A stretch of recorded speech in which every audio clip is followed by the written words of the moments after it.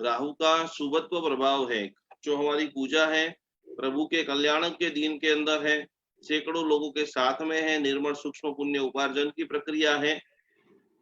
तो कालसर्प योग राहु केतु जिसके अंदर मुख्य है, राहु की हमें शांति करना है, केतु की शांति करना है। उसके शारीरिक लक्षण क्या हो सकते हैं, उसके मानसिक लक्षण क्या हो सकते हैं, बिना कुंडली देखे बगैर कैसे हम जाने कि हमारी कुंडली में राहु का दुष्प्रभाव है। और उस दुष्प्रभाव को आप अच्छा घर बैठे छोटे छोटे कार्य से कैसे कर सकते हो, किस प्रकार से आप सभी लोग दुनिया के सर्वश्रेष्ठ हीलर बनेंगे। क्यों मैं आपको पूजा करा रहा हूँ, मात्र ये कुंडली का दोष निवारण नहीं है। जिसको भी योग के अंदर आगे बढ़ना है, जिसको भी अपना हीलिंग को और ज्यादा पावरफुल करना है, राहु और केतु का जो मूल चीज है वो है कुंडलिनी शक्ति। आपके जो मूलाधार चक्र के अंदर क्यों पार्श्वनाथ भगवान को बारंबार पूजा किया जाता है, क्यों पार्श्वनाथ भगवान के मस्तक के ऊपर सर्प जो है रणेंद्र देव है, उनकी हम अंगूठा से पूजा करते हैं। तो ये करते करते आपकी कुंडलिनी शक्ति जागृत हो, आपकी जो ओरा का लेवल है, बिना कुछ कहे आपके बेटे बेटियां सगे संबंधी आपको देखने वाले सभी लोग पूर्णतः उसके प्रभाव में आकर के प्रभावित बने। तो सबसे पहला जो आपका शुद्धिकरण की प्रक्रिया, ये राहु और केतु की आपके जीवन के अंदर और ज्योतिष की कोई भी घटना से, जो कालसर्प योग हो, विष योग हो, ज्योतिष के कोई भी योग क्यों ना हो, हर समस्या का एक समाधान है, हर चीज का कोई ना कोई सॉल्यूशन है, हर चीज का कोई ना कोई मंत्र आराधना है। वो सारी चीजों को समझते हुए जानते हुए नेमिनाथ भगवान का जो कल्याणक है गिरनार तीर्थ मंडल, उसी दिन करने से अधिष्ठायक देव आदि का भी विशिष्ट कोटि का आशीर्वाद हमें प्राप्त होता है। तो भक्तामर चातुर्मास के अंदर सफल जीवन के 13 मंत्र आज मैं आप सभी को लिखाना चाहता हूं कि किस प्रकार से आप आपकी ओरा को पवित्र कर सकते हो। आपके जीवन के अंदर जो खुशियां कई लोगों को 40 साल 30 साल 50 साल 60 साल तक जीवन में जो खुशियां नहीं आई थी, वो खुशियां लाने का काम भक्तामर चातुर्मास ने, आपकी सोच ने, आपके प्रयत्न ने आपको करके दिखाया है। जिसका पहला नियम है, कल की चिंता मत कीजिए।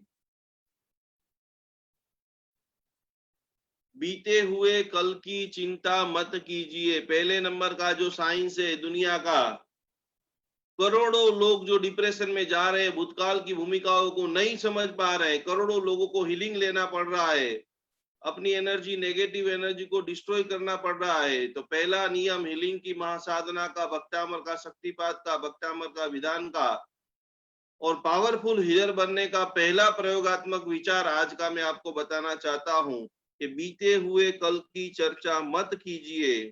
और उसके बाद तुरंत आता है कि आने वाले कल की भी चिंता मत कीजिए। जिसको खुशी से जीना है तो क्या करना है, तो कि खुश रहना चाहते हैं तो वर्तमान में चर्या कीजिए। अभी हम क्लास में बैठे हैं तो अभी का हम यदि आनंद लेते हैं, वो इस दुनिया का सबसे बड़ा हीलर है, सबसे बड़ा सुखी इंसान है। दूसरे की भूल को देखने के लिए गुरुदेव बता रहे हैं कि दूसरे की भूल को देखने के लिए दूरबीन का उपयोग कीजिए। जो आपको बहुत परेशान करता है, करीबी व्यक्ति है, घर में साथ में रहता है, निकट का व्यक्ति है, तो वहां पर आप आपकी भावनाओं को कैसे कंट्रोल करेंगे, किस प्रकार से वो दुख से, दर्द से, तकलीफ से, तनाव से, डिप्रेशन से वो घटना को कैसे आप देखेंगे। तो कि दूसरों की भूल को देखने के लिए दूरबीन का उपयोग कीजिए। दूरबीन के उपयोग करने की बजाय कोई किसी की भूल देखना ही नहीं है, तो क्या करना क्या है, तो कि अपनी भूलों को देखने के लिए हमेशा दर्पण का उपयोग कीजिए। बहुत सारे लोग ढूंढते रहते कि इनमें ये खराबी है, मेरा बेटा ये है, पड़ोस वाले ये है, चाचा ये है, मामा ये है, पुआ ये है, झांक झांक करके देखने की कोशिश कर रहे पड़ोसी वाले क्या है, ये क्या है। पर हमें हमारी खुशियों को बढ़ाना है, हमें हमारे संकल्पों को पूर्ण करना है। तो जितना ज्यादा आप दर्पण का उपयोग करेंगे उतना सुधार आएगा, कि मैं इतना देखने के बाद मेरी खाने की लालसा कम हुई है, बोलने की लालसा कम हुई है, मैं दूसरों के साथ क्या बर्तन कर रहा हूं। और वो यदि आप सीख जाते हो तो कुछ भी करे करे बगैर हर पल खुश रह सकते हो, हर पल सबको प्रेम कर सकते हो। और इसीलिए पत्तांबर हीलिंग साधना के अंदर तीसरी बात बता रहे गुरुदेव कि जिस प्रकार से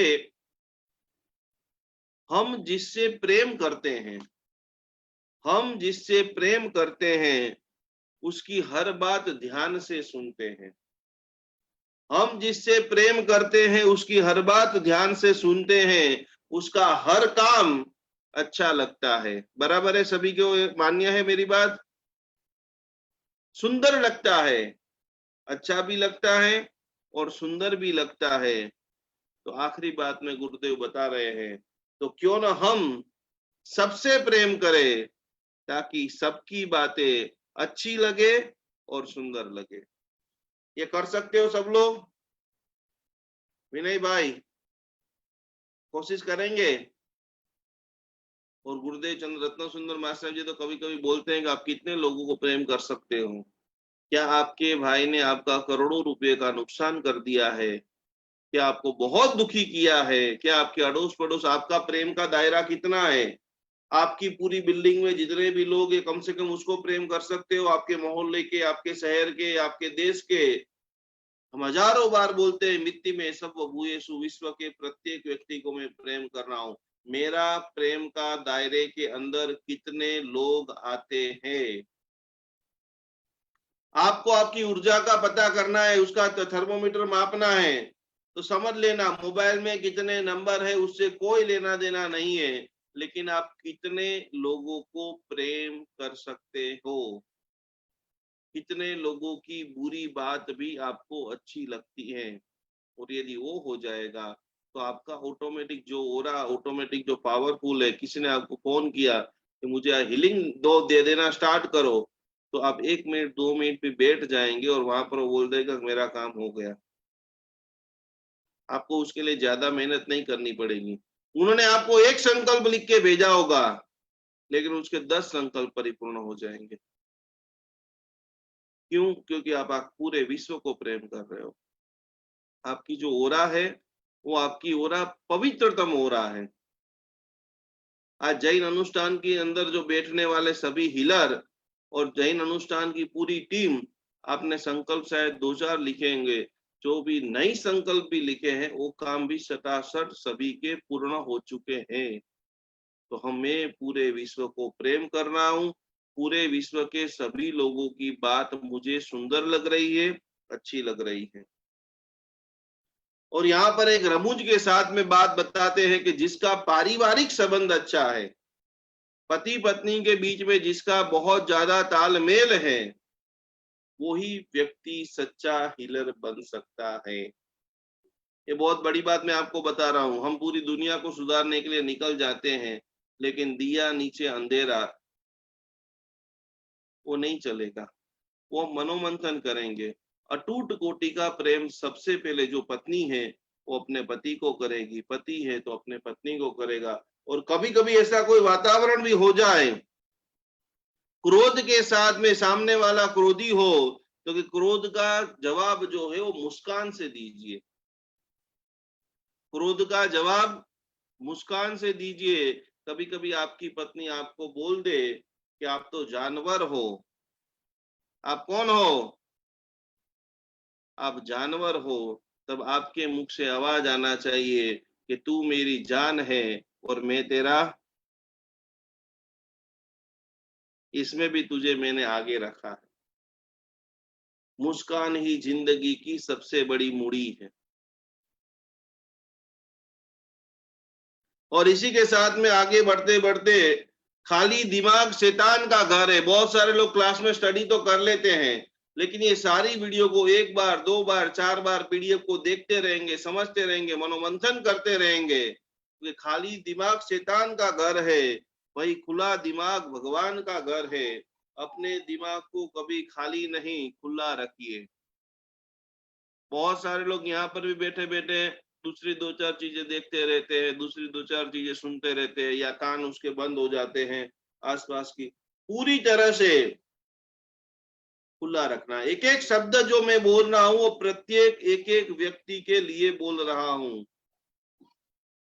पूर्णता से आदिनाथ भगवान का आभार व्यक्त करते हुए, भक्तामृत स्तोत्र का आभार व्यक्त हुए, इतने सारे जो महान ग्रंथ जो गुरुदेवों ने लिखे हैं उन सभी की शुक्रिया करते हुए कि इतनी पवित्र बातें सभी गुरुदेवों ने हमारे लिए लिखी है। इसके लिए खाली नहीं दिमाग रखना है। कैसा रखना है? खुला रखना है। भक्तामृत दी हीलिंग की महासाधना के अंदर एक बहुत बड़ी बात आज मैं आपको बताने जा रहा हूं। हमने आंख बंद करके सोचना है कि पूरे दिन के अंदर हम कितनी गलतियां कर रहे हैं। सैकड़ों गलतियां हम कर रहे हैं, लेकिन सैकड़ों गलतियां भगवान जो हमारी माफ कर सकते हैं, तो पूरे दिन में एकाध गलती हम भी परिवार का कोई भी सदस्य की, नौकर की, निजी व्यक्ति की माफ करने की आदत डाले। कर सकते हो भाग्यशाली ये सब चीजें कि नहीं कर सकते हो? इससे जो सुवास फैलेगी, इससे जो चक्र का शुद्धिकरण होगा, इससे जो आपका प्रभाव बढ़ेगा, इससे जो आपकी सौम्यता बढ़ेगी, इससे जो आपके पास पैसा आएगा। एक गलती, दिन में एक गलती लग रहा है कि भाई ये माफ करने से कोई बड़ा वो नहीं होने वाला है, हमारी हजारों गलतियां भगवान ने माफ कर दी है। तो हम पूरे दिन में एकाध गलती भी किसी की माफ कर देते हैं तो सच्चे जीवन के परम साधक है। और खास करके जो बात मैं यहाँ पर बताना चाहूंगा कि द्रौपदी की तरह टिप्पणी मत कीजिए। द्रौपदी ने सिर्फ एक वाक्य बोला था, रमुज से बोला, जानबूझ करके बोला, कैसे बोला वो भगवान जाने, लेकिन द्रौपदी की तरह टिप्पणी मत कीजिए वरना चंदन बाला जिस तरह भगवान कभी घर नहीं आएंगे। द्रौपदी की तरह ऐसी टिप्पणी मत कीजिए, क्योंकि चंदन बाला जी की तरह भगवान घर पे नहीं आएंगे। टिप्पणी से हमेशा महाभारत की रचना होती है और वंदना से, अश्रु से भगवान की प्राप्ति होती है। चंदन बाला ने आंखों के अंदर आंसू आ गए, बाकड़ा आ गए, मेरे घर में भगवान आ जाए। तो जब जब भी मौका आए तब ध्यान के साथ, वंदना के साथ में,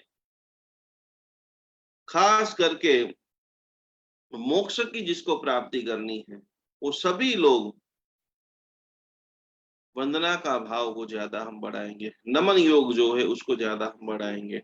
और आखिरी के अंदर एक बात बहुत शानदार रूप से लिखी है कि अगर आपका मित्र आपका अपमान कर देता है, जीवन के अंदर बहुत सारी घटनाओं का चलन पलन होता रहता है, अगर आपका मित्र आपका अपमान कर देता है तो उसको मिट्टी के ऊपर लिखिए। अगर आपका मित्र आपका अपमान कर देता है तो उसको मिट्टी के ऊपर लिखिए कि जो थोड़ी देर के बाद वो मिट जाएगा, क्योंकि हमेशा बुरे वक्त के अंदर जो काम आता है उसको पत्थर के ऊपर कभी अंकित मत करिए, क्योंकि बुरे समय में सबसे पहले काम आने वाले यदि कोई व्यक्ति है तो वो आपका परिवार और वो आपका कल्याण मित्र है। सुखी जीवन के 13 मंत्र, सफल जीवन के 13 मंत्र, और उसके अंदर जब देने लेने की बात आए, आप क्या दे सकते हो दूसरे को, क्या देना चाहिए, कितनी मात्रा के अंदर देना चाहिए, ये सब बात तो हमने बहुत बार देखी है, बहुत बार व्यवहार किया है। लेकिन हमारे शास्त्र के अंदर बहुत जबरदस्त बात लिखी है कि खास करके जब कभी भी आपको देने का कोई, आपको दोस्तों को तो आप सब कुछ देते रहते हैं, लेकिन जो भी व्यक्ति आपको दुख भी दे तब आपको सदैव वृक्ष बन करके क्या देना है। सुख देने वाले को तो सुख बहुत देते हैं, मित्रों को गिफ्ट देने वाले तो हजारों लोग हैं। बर्थडे के ऊपर तो हमने हजारों गिफ्ट बांट दिया है, लेकिन दुश्मन को भी पता चलेगा आज उसका बर्थडे है, उन्होंने 28 किया है, सच्ची समापना भाव हम करेंगे पर्वाधिराज पर्युषण के अंदर, तो हम सभी को वृक्ष बनना है। और सच्ची समापना तभी होगी कि वृक्ष फल किसको देता है?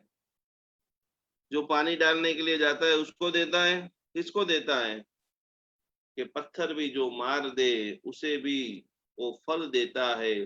तो भक्तामर साधक कोई कुछ भी बोले, लेकिन हम हमारा मंत्र जाप ध्यान साधना सदैव जो देते रहेंगे, खुशियां को जितना बांटते रहेंगे, उतनी जबरदस्त आपके जीवन के अंदर प्रशांति, खुशी, आपके जो वाइब्रेशन है, आपकी जो ध्वनि है, आपकी जो शब्दों की ताकत है, वो बढ़ेगी। और अंतिम चरण के अंदर दो बात, जीवन के अंदर शांति चाहते हो, जीवन के अंदर यदि आप शांति चाहते हो तो खुद को बदलो, दुनिया को नहीं। आज का मोस्ट इंपोर्टेंट मैं आपको टाइटल बताना चाहता हूं, जिंदगी में आप शांति चाहते हो तो खुद को बदलो, दुनिया को नहीं। सड़क के कंकरों से बचने के लिए पूरी सड़क के ऊपर कारपेट बिछाया नहीं जाता है, सिर्फ चप्पल आप पहन लेते हो, सारी संकट जो बादल है, कंकर है, वो पूरी तरह से दूर हो जाते हैं। एक मन स्थिति बदलने से जीवन का कितना सारा नजरिया है वो बदल जाएगा। और जीवन में आप क्या बनना चाहोगे? तो कि हम चंदन की भांति बनेंगे। जीवन के अंदर चंदन की भांति बनेंगे। कोई हमें घिसेंगे तो लोग सिर पर लगाएंगे। कहीं पर भी उपयोग आपका करने का अवसर मिले, मेरा सौभाग्य है, मेरे गुरुदेव चंद्रशेखर विजय जी महाराज साहब जी ने 1,00,000 शासन सुपर तैयार किए। उन्होंने गौदान कराना हो, गायों को बचाना हो कत्ल खाने से, बाढ़ आ जाए, पूर आ जाए, वीर सैनिक पर्वाधिराज पर्युषण करने के लिए जाए, वर्धमान संस्कार धाम की बंबई के अंदर स्थापना कर दी, हर रविवार को मंडल चलाए, भक्ति कराए, स्नात्र पूजा कराए, सामायिक कराए। तो कहीं पर भी घिसने का अवसर मिल रहा है, कहीं पर कोई ना कोई सहयोग करने का अवसर मिल रहा है, किसी ने फोन करके कुछ पूछा तो हम उसको शांति से समझाएंगे, सिखाएंगे, और हम जैसे सुवासित हुए हैं उसको ही तरह से उससे भक्तांबर का सुवासित बनाएंगे। याद रखिए, घिसा हुआ चंदन भगवान के चरणों पर लगता है। घिसा हुआ चंदन भगवान के चरणों में लगता है। जब भी एक बात याद रखना, जो नहीं घिसता है चंदन, वो कहां पर जाता है? वो पूरी तरह से अग्नि संस्कारों में जल जाता है। आपको परमात्मा के चरणों में समर्पण होना है या जल जाना है। अनासक्त योग की हमारी बात चल रही है। धीरे धीरे धीरे सारी चीजों को आप छोड़ रहे हैं, सारी चीजों के ऊपर आप, साधना की शक्ति जो है वो अनासक्त भाव है। आवश्यकता तो फकीर भी की भी पूरी हो सकती है। 2 रोटी आप सभी को मिल सकती है, 4 रोटी आप सभी को मिल सकती है, 4 सब्जी जो सभी को मिल सकती है, लेकिन आप बोलो कि मैं 32 जात का पकवान हो तभी खाना खाओ, तो कि इच्छा तो राजा की भी कभी पूरी हो सकती। अनासक्त योग को हमें मजबूत करना है। अनासक्त योग को मजबूत करते करते करते करते, और कैसे मजबूत करेंगे, तो उनके अंदर 2 बात आज बता रहे हैं, जिसके अंदर पहले नंबर की बात यह है कि बेलगाम इच्छाओं के ऊपर हम अंकुश लगाएंगे। जितना आपको सजना अच्छा लगता है, आपको घूमना अच्छा लगता है, आपको सारी चीजों को इकट्ठा करना अच्छा लगता है, कीजिए, लेकिन जो बिना काम की चीजें हैं उनका भी आप त्याग कर देते हो तो भी आपका अनासक्त भाव, और जैसे आप अनासक्त भाव को छोड़ेंगे, वहां से आपकी साधना के अंदर दिव्यता, भव्यता, पवित्रता के अंदर आप आगे बढ़ेंगे। और उसके अंदर आगे बढ़ते बढ़ते बढ़ते बढ़ते अंतिम चरण के अंदर एक बात मैं आपको बताना चाहूंगा कि वो साधना की शक्ति बुद्धि में बसाए मुक्ति। मुझे मुक्ति की साधना प्रतिपल करनी है। हर पल सावधानी, हर पल सजगता, हर पल तन को पहले तपाइए मन को। देखिए यहाँ पर एक दृष्टांत आता है कि मनुष्य शरीर से बहुत कम पाप कर सकता है, लेकिन मन से अगणित पाप। तंदुल या मत्स्य की घटना यहाँ पर आती है।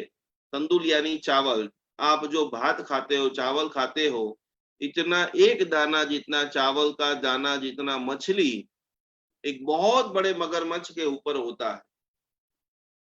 मगरमच्छ की आंख की पापड़ के ऊपर जिसका जन्म होता है। ये घटना बहुत बहुत बहुत सावधानी से रखना। शायद आप शरीर से पाप नहीं करोगे, शरीर से सामयिक ले लोगे, शरीर से कपड़े का त्याग कर दोगे, शरीर से खाने का त्याग कर दोगे, लेकिन मन से हम कितने पाप कर रहे हैं। तो कि मगरमच्छ की यहाँ पर जिसका जन्म हुआ है, जिनका आयुष्य 48 मिनट से भी कम है। हम सबका तो 50, 60, 70, 80 साल का आयुष्य है, जिनका आयुष्य 48 मिनट से भी कम, लेकिन वो मर के सीधा 7वीं नरक में जाता है। क्यों? पाप ऐसा क्या करता है? एक चावल के दाने जैसा मछली क्या पाप कर सकती है? तो पाप शरीर से तो कुछ नहीं करता है, लेकिन मन से तीव्र कोटि के पाप। बहुत बड़े बड़े बड़े मगर समुद्र के अंदर जब एक बहुत बड़ा माछला ऐसे मुंह खोलता है, पूरा पानी का झोला आता है, तो उसके अंदर बहुत सारे मछले जो मछलियां होती है, जीव जंतु होते हैं, वो मगर के मुंह के अंदर घुस जाते हैं। मगर का मुख भी बड़ा, तो बंद करने में उसको 1 मिनट 2 मिनट 4 मिनट ऐसे लगती है। उसमें काफी सारे जो मछलियां हैं वो बाहर निकल जाती है। और ये सारी घटना आंख के ऊपर बैठा हुआ वो तंदुल या मत्स्य खाली देखता है और मन के अंदर सोचता है कि मगर कितना मूर्ख है, कितना पागल है, कितना गंदा है। ये मगर की जगह मैं होता तो एक भी मछली को मारने, एक भी मछली को निकलने नहीं देता। क्या सोचा उन्होंने? खाली न मछली खाया है, न कभी ऐसा वो मगरमच्छ बनने वाला है, न कभी ऐसा योग आएगा नहीं आएगा, क्या होगा कुछ भी पता नहीं है। मात्र मन से ऐसी चिंतन की यदि मैं यहाँ पर होता तो सारी मछलियों को खा जाता, एक को भी नहीं छोड़ता। शास्त्रकार भगवत कहते खाली इतना सोचने के कारण वो चावल के आकार की मछली सिर्फ 48 मिनट उनका आयुष्य है, अंतर्मुहूर्त का जिसका आयुष्य है, वो मर करके 7वीं नरक में जाता है। अब आपको कल्पना करनी कितनी सारी बातें पूरा दिन के अंदर टीवी देखते देखते, बातों करते करते, कोई चीज को हम पूरी तरह से नहीं जानते हैं, नहीं समझते, तुरंत ऑन द स्पॉट हम हमारा स्टेटमेंट दे देते हैं। कितनी सारी मानसिक पाप की प्रवृत्ति करते हैं और कितना सारा कर्म बंधन करते हैं। तो इसीलिए गुरुदेव ने लिखा है कि तन से पहले तपाइए मन को। तन से, शरीर से उपवास को आप तपास कर सकते हो, लेकिन जिस दिन मन का उपवास करना आपने सीख लिया, उसी दिन आपकी साधना की अंतिम साधना मतलब मोक्ष के बहुत बहुत बहुत करीब होंगे। अष्टामर चातुर्मास की प्रभावशाली आराधना चल रही है, जिसके अंदर बहुत सारी थेरापी, बहुत सारा विज्ञान, जीवन प्रबंधन और सरल रूप से प्रत्येक धर्म के प्रत्येक व्यक्ति कर सके, वैसी छोटी छोटी चीजों को हम देखते हैं, समझते, अनुभव कराते हैं और आप सब लोगों को बहुत बहुत बहुत बहुत अनुभूत होता है। 5-1 मिनट जो चर्चा हम काफी दिनों से सीख रहे हैं, समझ रहे हैं। कोई भी एक ग्रह होता है, हमने अंगूठियों के बारे में सीखा कि सूर्य की, चंद्र की, बुध की, पन्ने की। तो एक चीज आपको समझ लेना है कि कुंडली में कोई भी योग, अकेला योग ऐसा नहीं होता है कि जो आपको रंक बना देता है, और कोई भी योग ऐसा नहीं होता है जो आपको राजा बना देता। हर चीज की भगवान का जब निर्वाण हुआ तो एक भस्म ग्रह, ये घटना खास सभी को ध्यान से सुननी है। भगवान का निर्वाण होने वाला है और इंद्र महाराज आकर के बोलता है कि भगवान आप 1 सेकंड का खाली आयुष्य बढ़ा दीजिए, आकाश में से एक ग्रह आ रहा है और वो ग्रह का इतना पावरफुल है कि आपके द्वारा शासन को भी खलास कर देगा, तनोत मनोत निकाल देगा। हमारे गुरुदेव ने इसके ऊपर पूरी किताब लिखी है कि भस्मग्रह के बाद का जैन शासन 2600 साल के बाद क्या होगा। क्योंकि एक भस्मग्रह साक्षात करोड़ों देवी देवताओं जिसकी सेवा में थे, ऐसे महावीर स्वामी जी भगवान और महावीर स्वामी जी भगवान द्वारा प्रस्थापित जैन शासन उनके अंदर खलबली मचा सकता है, तो हम सब तो सामान्य मनुष्य हैं। और वो भस्मग्रह ने 2600 साल के अंदर बहुत सारी उथल पाथल मचाई। तो यहाँ पर बात आती है कि ग्रहों का जो बदली है, ग्रहों की जो चाल है, ग्रहों की जो दृष्टि है, जिसके अंदर राहु और केतु एक छाया ग्रह है, और जहां पर छाया है, जहां पर अंधकार है, वहां पर समस्या, ब्लैक मैजिक, नजर दोष, कामण दोष, शरीर के अंदर थकान होना, ये सारी चीजें धीरे धीरे धीरे धीरे धीरे करते बढ़ती जाती। 8 प्रकार के सर्पों की बात वसगरम महापूजन के अंदर भद्रभाव स्वामी जी भगवान बता रहे हैं। जिन जिन लोगों को कैरियर की समस्या है, आर्थिक समस्या है, नेमिनाथ भगवान का भव्य कल्याण के दिन हम सभी लोग इसका पूजन करेंगे, अर्चन करेंगे। आप लोग दान भी दे सकते हो।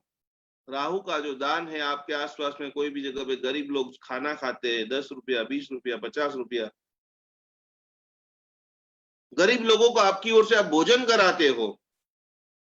नवकार महामंत्र से आप आराधना करना चाहते हो राहु और केतु की शांति के लिए, तो उनका मंत्र है ओम ह्रीम नमो लोए सव्व साहुणम।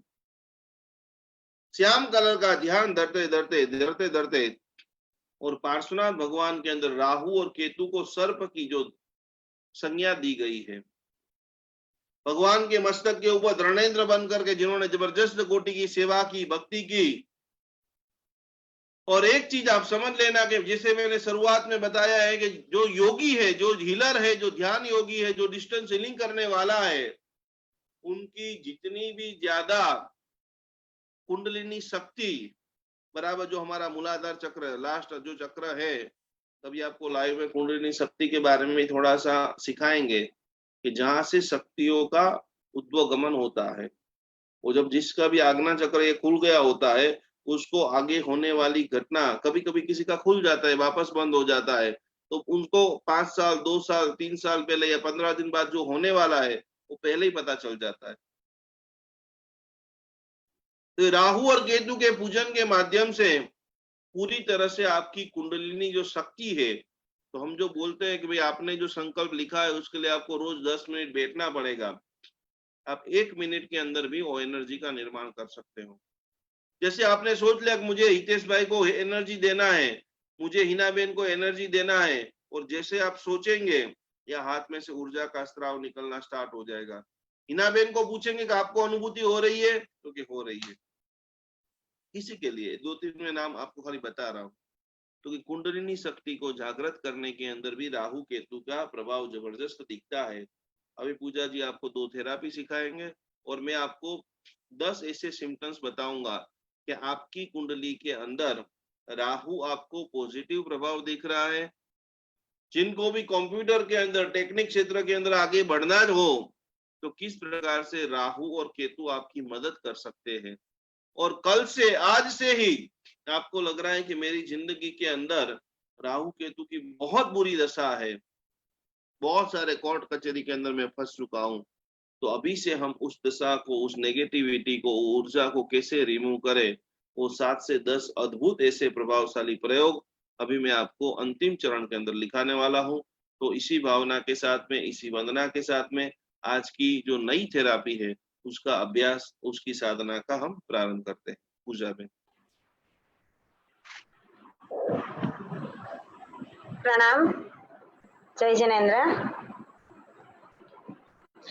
आज हमने बहुत सारी बातें सीखी, बहुत सारी बातों को जानते हुए हम रोज कुछ ना कुछ अलग अलग नई थेरापी सीख रहे हैं, जिसमें से आज हम ऐसी 2 थेरापी लेके आए हैं कि जो आपके लिए, आपके खुद के लिए बहुत ही ज्यादा फायदेमंद है। और इस थेरापी के माध्यम से आपको भी आपके लिए सोचने का, खुद का हीलिंग करने का और खुद के लिए डिसीजन लेने का जो पावर है वो ज्यादा बढ़ेगा। तो आज की हमारी जो 2 थेरेपी है, एक थेरेपी आज हम सीखेंगे यंत्र शास्त्र, यंत्र के बारे में जानेंगे कि यंत्र क्या है, मंत्र क्या है, कैसे बनते हैं। और दूसरी थेरेपी है स्वप्न शास्त्र, कि स्वप्नों के मीनिंग क्या है। हम अलग अलग स्वप्न देखते हैं, हमें कहीं ना कहीं कुछ ना कुछ रात को नींद में दिखाई देता है। तो क्या मीनिंग है स्वप्नों का, कौन से टाइम पे कौन सा स्वप्न आता है, तो क्या अनुभूति होती है, उसका क्या रिजल्ट मिलता है, इस दोनों चीजों के बारे में आज हम अभ्यास करेंगे। सबसे पहले बात करेंगे यंत्र शास्त्र के बारे में। तो यंत्र शास्त्र जो है ना, वो भारत की जो हमारी आर्य परंपरा है, आर्य परंपरा के अंदर जैन शास्त्र बोलिए, आप हिंदुओं की परंपरा बोलिए, वैदिक शास्त्र बोलिए, जो आर्य भूमि है वहां पर मनुष्य के जीवन को उन्नत बनाने के लिए 3 अलग अलग रास्ते दिखाए गए हैं। अब वो 3 रास्ते कौन से हैं? तो वो तीनों रास्ते हैं, फर्स्ट है उसके अंदर, आप लिख भी सकते हैं, मंत्र, दूसरा रास्ता है यंत्र और तीसरा रास्ता है तंत्र। आई रिपीट, 3 रास्ते हैं, मंत्र, यंत्र और तंत्र। क्या होते हैं ये तीनों? पहली बात मंत्र। मंत्र का मतलब है कुछ ना कुछ पावरफुल वर्ड्स को यूज करके, वर्ड्स को एनर्जी देके, एनर्जी को गेट करना और उसको प्रसारित करना, यानी कि मंत्र का मतलब है वहन करना, पास ऑन करना। यंत्र, यंत्र जो है वो पिक्चरियल फॉर्मेट में रहते हैं, जनरली जिसको हम विजुअलाइज कर सकते हैं। कुछ लिखे हुए अंक होते हैं, कुछ चित्र होते हैं और जिसके अंदर एक जियोमेट्री रहता है, जिसको हम बोल सकते हैं सेक्रेड जियोमेट्री इज देयर। तो उस पवित्र जियोमेट्री से कुछ ना कुछ पॉजिटिव पावर, कुछ ना कुछ पॉजिटिव एनर्जी हमको मिलती है, राइट? तो वो है यंत्र। और तंत्र का मतलब है मैनेजमेंट। जो भी काम हम करते हैं, जो भी मंत्र हम गिनते हैं, तो मंत्रों को कैसे गिनना चाहिए? हम बोलते हैं मंत्रों का शुद्धिकरण, शुद्ध उच्चारण में बोलना चाहिए, कौन सा मंत्र कितना गिनने से क्या फल मिलता है। तो ये सब एक सिस्टमेटिक वे में चलता है, एक मैनेज्ड वे में चलता है। तो जो मैनेजमेंट है, यानी कि कोऑर्डिनेशन है मंत्र का और यंत्र का, वो बनता है तंत्र से, यानी कि स्ट्रक्चराइज्ड फॉर्मेट जिसको हम बोल सकते हैं। बात करते हैं यंत्र शास्त्र के अंदर कि यंत्र क्या है। यंत्र संस्कृत की यम धातु से आया है और इसका मेन मीनिंग है स्टोरिंग। व्हाट टू स्टोर, क्या सेव होगा, क्या स्टोर होगा। तो स्टोरिंग ऑफ डिवाइन एनर्जी, जैसे कंप्यूटर के अंदर हमारा हार्ड डिस्क होता है या मोबाइल के अंदर मेमोरी कार्ड होता है, हम लेते हैं ना 256 GB का मेमोरी कार्ड। तो उस मेमोरी कार्ड के बिना हम डेटा स्टोर नहीं कर सकते। हमारे खुद के ही अंदर, ह्यूमन बॉडी के अंदर सब कुछ भगवान ने दिया है, पर अगर ब्रेन नहीं दिया है तो चलेगा? क्या आप सोच पाएंगे? क्या आप डिसीजंस ले पाएंगे? क्या सही है, क्या गलत है, कैसे जीना चाहिए, कैसे नहीं बिहेव करना चाहिए, ये सब चीजें हम नहीं समझ सकते। तो ह्यूमन बॉडी के अंदर जो काम ब्रेन करता है स्टोरिंग का, वही स्टोरिंग ऑफ एनर्जी यंत्र शास्त्र के अंदर यंत्र करते हैं। जैसे शरीर के लिए आत्मा की जरूरत है, हमें जिंदा रहने के लिए श्वासोश्वास लेने पड़ते हैं। कोई किसी को मैं बोलूं कि आपको 5 मिनट तक ब्रीदिंग नहीं करना है, ओके है? नहीं है, compulsory we have to breathe in and breathe out. तो जिंदा रहने के लिए हमें श्वासोश्वास की जरूरत है। दिया चालू रखना है, हम अखंड दीपक करते हैं, तो दिए के लिए तेल की जरूरत है, तेल के बिना, घी के बिना दिया नहीं चलेगा। वैसे ही देवताओं को अगर हमें प्रसन्न करना है, देखिए हमें परमात्मा की 90% भक्ति करनी है। हमारा जो लक्ष्य है, हमारा जो गोल है, मुझे मोक्ष की प्राप्ति चाहिए, मुझे मेरी लाइफ इजी बनानी है, मैं जहां पर हूँ, जिस भाव में हूँ, जैसे हूँ, उससे मुझे अपने आप को उन्नत उठाना है। ये तो हमारा सबका एक गोल है ही है, और उसके लिए हम सम्यक की साधना करते हैं। इतना महान हमारे पास जैन शासन है, जैन धर्म के सदशास्त्र हैं। तो इससे तो हम ये सद सामायिक की साधना करते ही करते हैं, पर कहीं ना कहीं हमें अधिष्ठायक देवी देवताओं की सहायता भी चाहिए इच्छा प्राप्ति और इच्छा पूर्ति के लिए। अधिष्ठायक देवी देवताओं का भी हम बहुत ही भाव से सम्यकधारी देवी देवताओं को आह्वान करते हैं, उनकी सहायता लेते हैं, उनके आशीर्वाद लेते हैं। तो सभी देवी देवताओं की कृपा प्राप्त करने के लिए जो शॉर्टकट है वो है यंत्र। यानी सिद्धि अगर हमें चाहिए, कुछ ना कुछ कार्य सिद्ध करना है, कहीं ना कहीं से हम सिद्धि प्राप्त करना चाहते हैं, फिर कोई भी फील्ड में हमें सिद्धि चाहिए, हमें लक्ष्मी प्राप्ति में सिद्धि चाहिए, हमें आध्यात्मिक उन्नति में सिद्धि चाहिए, हमें पढ़ाई में शुद्ध ज्ञान भक्ति में सिद्धि चाहिए, कहीं ना कहीं आप जो भी फील्ड में है जहां पर यू वांट सक्सेस, हमारा सबका एक गोल है, सबका एक ये मन होता है सबको कि जो भी काम मैं करूं उसमें मैं सक्सेस हासिल करूं, सक्सेसफुल सबको बनना है। तो ये सक्सेस का जो शॉर्टकट है, सिद्धि पाने का शॉर्टकट है, वो है यंत्र। अलग अलग कई सारे यंत्र मिलते हैं। यंत्र का मुख्यत्व काम होता है कि यंत्र खुद तटस्थ है, मतलब निष्पक्ष है। यंत्र के अंदर आप ऐसे नहीं बोल सकते कि ये यंत्र पॉजिटिव है और ये यंत्र नेगेटिव है, नहीं होता है। यंत्र इटसेल्फ इज अ न्यूट्रल, तटस्थ होते हैं। और सच्चे भक्ति भाव से जब हम यंत्र की साधना करते हैं, यंत्र के साथ शुद्ध मंत्राक्षरों की साधना करते हैं और भक्ति भाव पूर्वक पूजन विधि करते हैं, तो वो जो यंत्र है उसका वो फल तुरंत दिखाते हैं। और यंत्र की साधना कोई भी साधक कर सकते हैं, कोई भी धर्म, कोई भी संप्रदाय के लोग कर सकते हैं। यहाँ पर एक एग्जांपल देना चाहूंगी कि आज ही हमने आप सबको, जितने भी हमारे रजिस्टर्ड मेंबर्स हैं, उन सबको काल सर्प यंत्र को अभिमंत्रित करके दिया हुआ है, राइट। अब सबसे पहली बात कि काल सर्प विधान की पूजा कब है। वैसे तो हमने बहुत बार डिक्लेयर किया है, फिर भी एक बार डिक्लेयर कर रही हूँ कि ये खास पूजा, विशिष्ट पूजा 25 जुलाई को शनिवार को मॉर्निंग में 5:30 से 6:30 होगी। और दूसरा चीज, एक क्लैरिफिकेशन है कि बहुत सारे लोग मुझे पूछ रहे हैं कि रादर हम सबको ये क्वेश्चन कॉमनली आ रहा है कि काल सर्प दोष हमारी कुंडली में नहीं है, तो क्या हमें ये पूजा करनी चाहिए। तो इसका जवाब है हाँ, आपको ये पूजा करनी चाहिए, क्योंकि एट द एंड हम पार्श्वनाथ प्रभु की ही भक्ति कर रहे हैं। तो सबको ये पूजा करना कंपलसरी है। अगर आप रजिस्टर्ड मेंबर हैं, अगर आप पेड मेंबर हैं, तो आपको ये पूजा करनी कंपलसरी है, पहली बात। दूसरा क्वेश्चन है कि जितने भी लोग यहाँ पर हमारे साथ जुड़े हुए हैं, 10,000 50,000 जितने भी हमारे रजिस्टर्ड मेंबर हैं, उन सबको, रजिस्टर्ड मेंबर को ही ये डिवाइन एनर्जी मिलेगी। तो अगर आपके घर परिवार में, आपके रिलेटिव्स में, आपके फ्रेंड्स के अंदर अगर इस एनर्जी को उनको लाभ लेना है, अगर उनको काल सर्प योग है और उनको ये पूजा करनी है, तो उनको अपने नाम से रजिस्ट्रेशन करवाना पड़ेगा। सो आपको जो मंत्र दिया है, यंत्र दिया है, वो आपके लिए काम करेगा, ये खास ध्यान रखिएगा। साथ में आप अपने फैमिली मेंबर्स को भले बिठा सकते हैं, पर जो एनर्जी काम करेगी वो हमारे डेटाबेस में जिस पर्सन का नाम रजिस्टर्ड है, उसी पर्सन को वो एनर्जी मिलेगी। ये मैं क्लियरली फिर से बोल रही हूँ। क्यों? क्योंकि ये जो यंत्र है, यंत्र कोई मजाक नहीं है।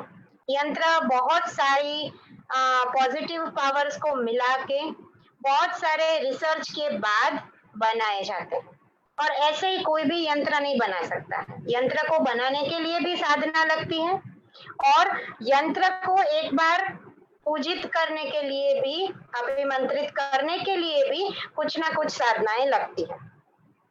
तो ये खास आप लोग जान गए हैं अभी।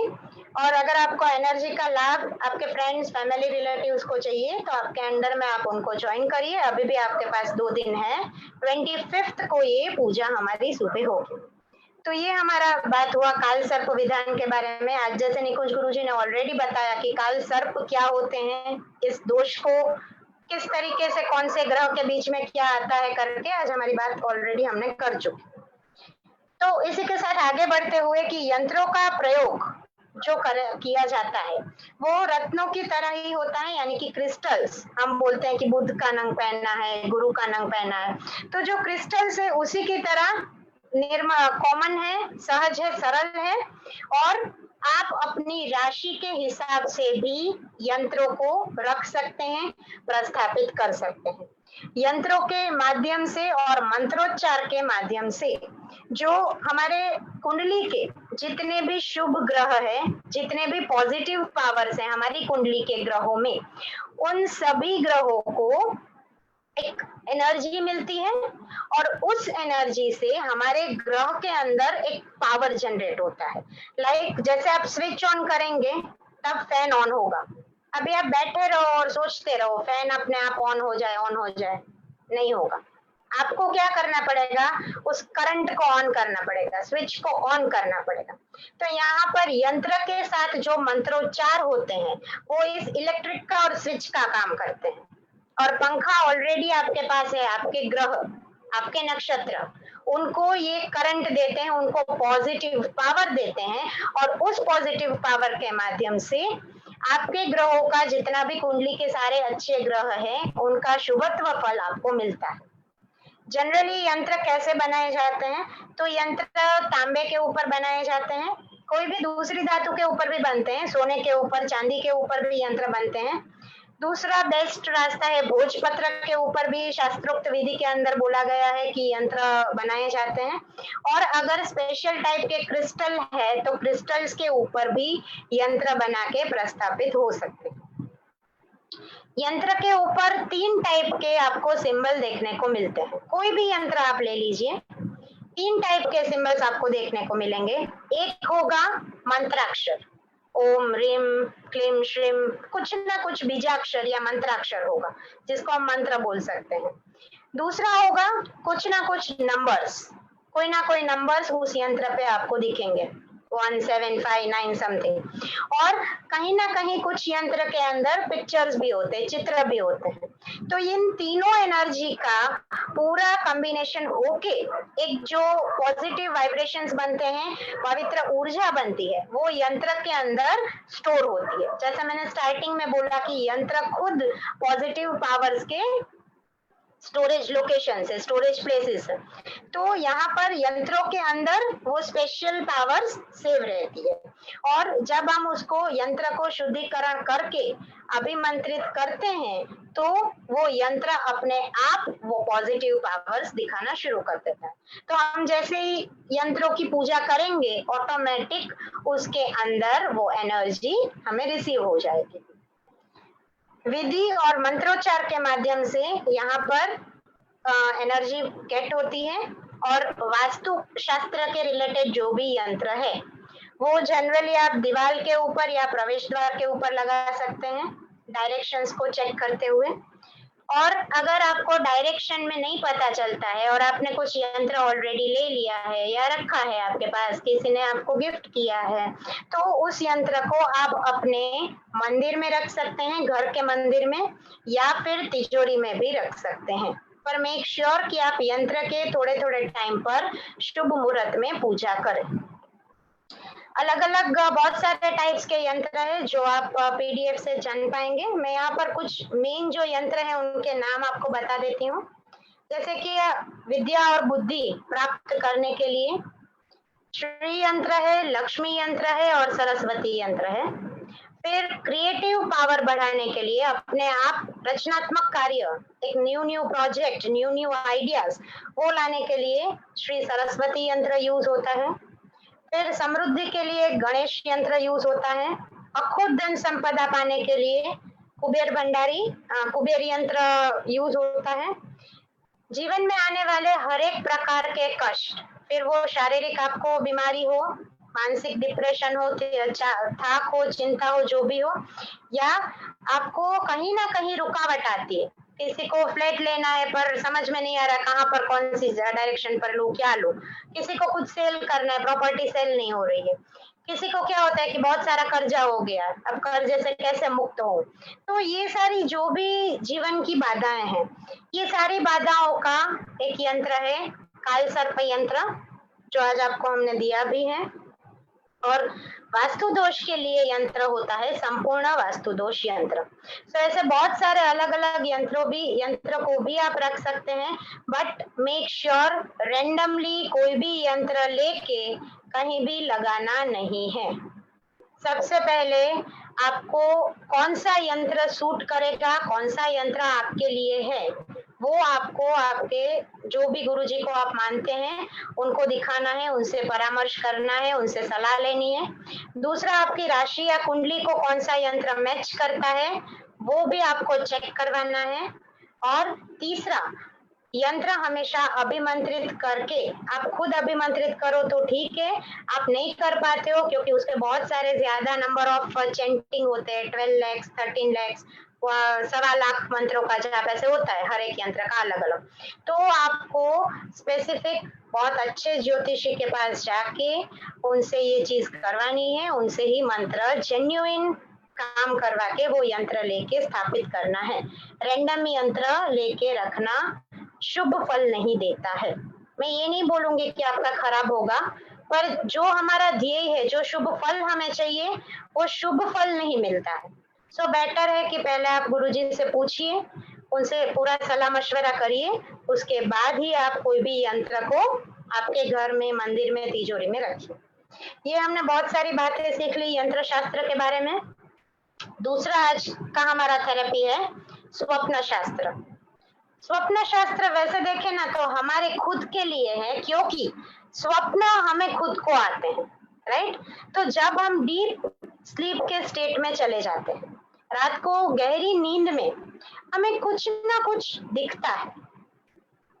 क्या होता है कि जब हम डीप स्लीप के स्टेट में जाते हैं, हमारा जो एस्ट्रल बॉडी है, हमारे बॉडी से ऊपर का एक लेयर का एस्ट्रल बॉडी बोलते हैं उसको, वो एस्ट्रल बॉडी एक लिंक से कनेक्ट होता है, एक एनर्जी से कनेक्ट होता है। तो उसके माध्यम से हमें कुछ ना कुछ संदेश मिलते हैं। स्वप्न खुद क्या है? तो स्वप्न हो सकते हैं कि या तो आपको कहीं ना कहीं आपका फ्यूचरिस्टिक व्यू मिलता है, कुछ ना कुछ अंशों में। सबको सब कुछ दिखता है ऐसा नहीं है, पर 2 to 5% और 10% आपको फ्यूचरिस्टिक व्यू मिलता है स्वप्न के माध्यम से। दूसरा चीज, जब हमारा नेगेटिविटी बॉडी का, ऑरा का, चक्रास का कम होता है धीरे धीरे, जैसे हम सब भक्तामर हीलर, भक्तामर की साधना करते हैं, इतने सारे दिव्य मंत्रोच्चार की साधना करते हैं, रोज हम कहीं ना कहीं कुछ ध्यान करते हैं, कुछ पॉजिटिव लाइन सुनते हैं, यहाँ पर आप क्लास अटेंड करते हैं, तो आपके अंदर एक एनर्जेटिक वे में एनर्जी का फ्लो आ चुका है। तो कहीं ना कहीं क्या होता है कि आपको वो जो डिवाइन एनर्जी है, वो डिवाइन एनर्जी कुछ संकेत देना चाहती है। तो किसी को बहुत अच्छे से भगवान दिखते हैं, किसी को कुछ ना कुछ शेप्स दिखते हैं, तो that is also there. Third thing है कि हमारे सबकॉन्शियस माइंड में जो भी कमांड हमने दिए हैं पूरे दिन में, उसका भी कहीं ना कहीं चित्रण स्वप्न के अंदर आता है। और कभी कभी हमारी जो कुछ इच्छाएं हैं, जो कुछ सालों से दबी पड़ी है या बहुत सालों से दबी पड़ी है, वैसी इच्छाओं का भी संगम स्वप्न के अंदर होता है। पर स्वप्न के देखे हुए, जनरली जो देखे हुए स्वप्न है, सारे अच्छे भी नहीं होते, सारे बुरे भी नहीं होते। तो क्या होते हैं, कौन से टाइम पर कौन सा स्वप्न आता है और उसका क्या फल है, देखते हैं। तो अगर सुबह 3 to 5 में, मतलब कि ये जो 3 to 5 का टाइम है, साधकों के लिए बेस्ट टाइम माना गया है। आप कहीं भी रहते हो, इंडिया में, आउट ऑफ इंडिया में, कहीं पर भी आप हो, आपकी घड़ी में 3 o'clock 3 AM to 5 AM वो जो टाइम है वो अमृत वेला बोलते हैं, चंद्र वेला या फिर ब्रह्म मुहूर्त बोलते हैं। और उसमें आने वाले सारे सकारात्मक शुभ संकल्प और शुभ स्वप्न 6 months के अंदर परिपूर्ण होते हैं। उसके अंदर आपको देरासर दिखे, उसके अंदर आपको भगवान दिखे, उसके अंदर आपको धर्मेंद्र देव, पद्मावती देवी दिखे, इट मीन्स वो एनर्जी आपसे कनेक्ट होना चाहती है, वो एनर्जी की साधना आपको करनी है। हम इतिहास में भी सुनते हैं कि किसी श्रावक को स्वप्न आया और मंदिर बाहर आया। एक बहुत अच्छा मेहसाना के पास मंदिर है, रातेज करके एक गांव है, वहां पर नेमनाथ दादा की संप्रति महाराज की भराई हुई जो प्रतिमा है, अद्भुत प्रतिमा है रातेज के अंदर, और वहां पर सरस्वती देवी का जो मंदिर है, वो सरस्वती माता की जो मूर्ति की ऊर्जा है। अब जब भी कभी शंखेश्वर साइड जाते हैं, जरूर एक बार रातेज को विजिट करिएगा।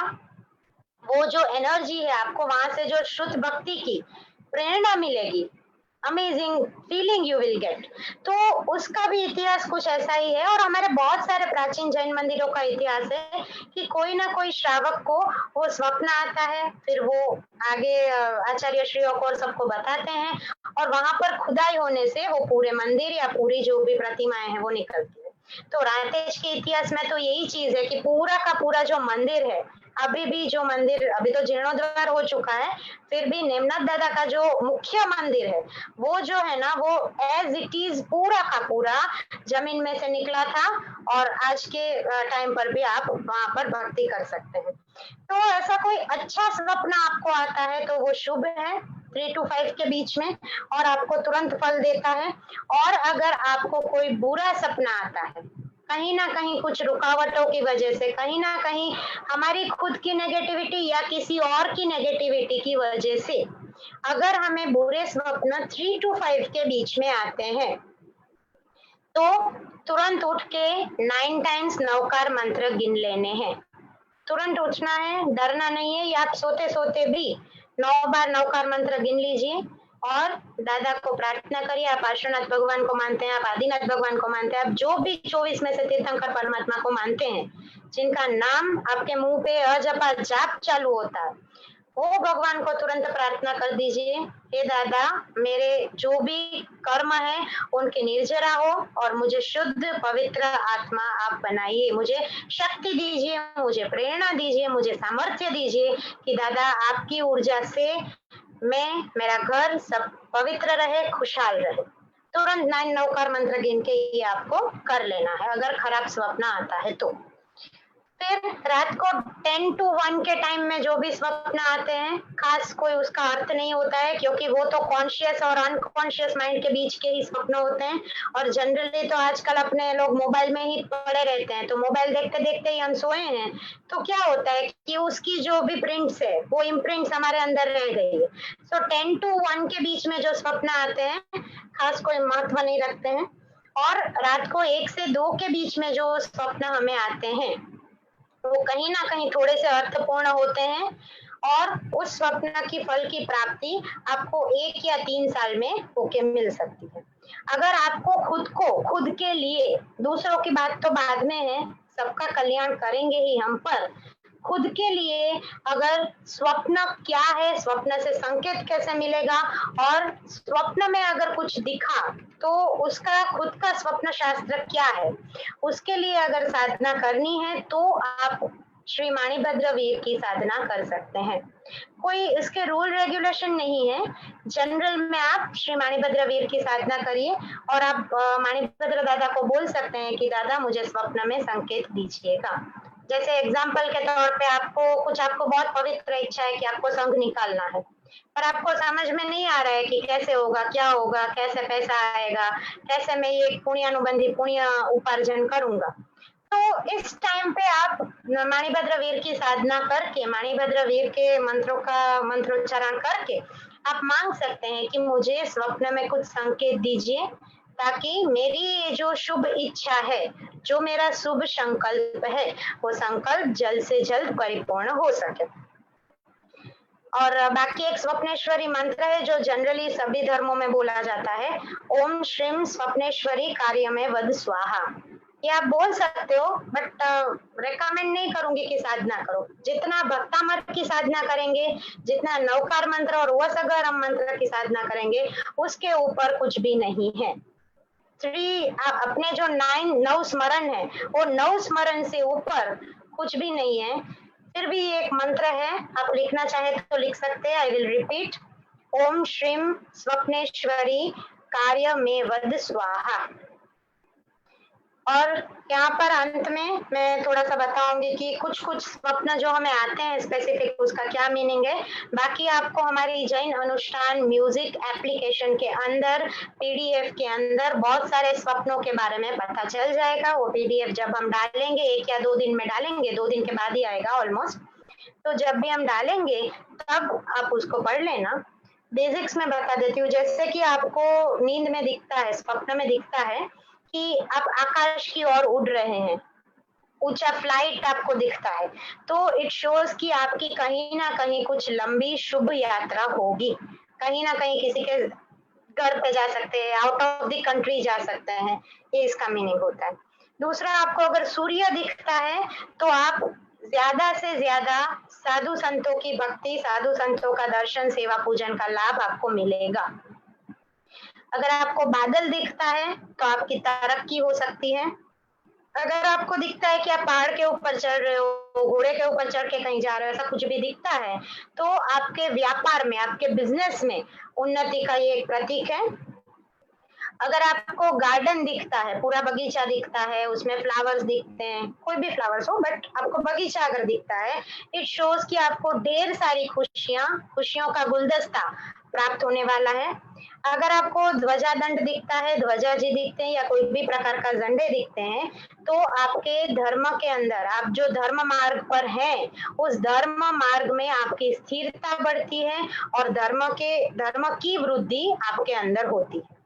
अगर आपको चंद्रमा दिखता है तो आपको प्रतिष्ठा की प्राप्ति होती है। ये सारे जनरली जो बोले जाते हैं ऐसे स्वप्न, और पीडीएफ में भी दिए हुए हैं, पर कहीं ना कहीं आपको आपकी कॉन्शियसनेस के ऊपर ही फोकस करना है। आपको फोकस करना है कि किस तरह से मैं पहले मेरे परिवार का, मेरे संघ का और एंड में पूरी सृष्टि का कल्याण कर सकूं, कैसे मैं मेरे अंदर सद्गुणों की प्राप्ति कर सकूं। दया, प्यार, करुणा, इतनी अच्छे से हमको निकुंज गुरु जी सिखा रहे हैं जीवन जीने की अलग अलग कलाएं। तो ये सारी कलाएं हम कैसे भक्तामर हीलर के तौर पे, आज एक भक्तामर चातुर्मास इतना सक्सेसफुल आप सभी के प्यार की वजह से बना है, तो आप कैसे इस चीजों को जीवन में उतारेंगे। 1 साल तक तो हम दोनों बोलते रहेंगे, कुछ ना कुछ नया देते रहेंगे।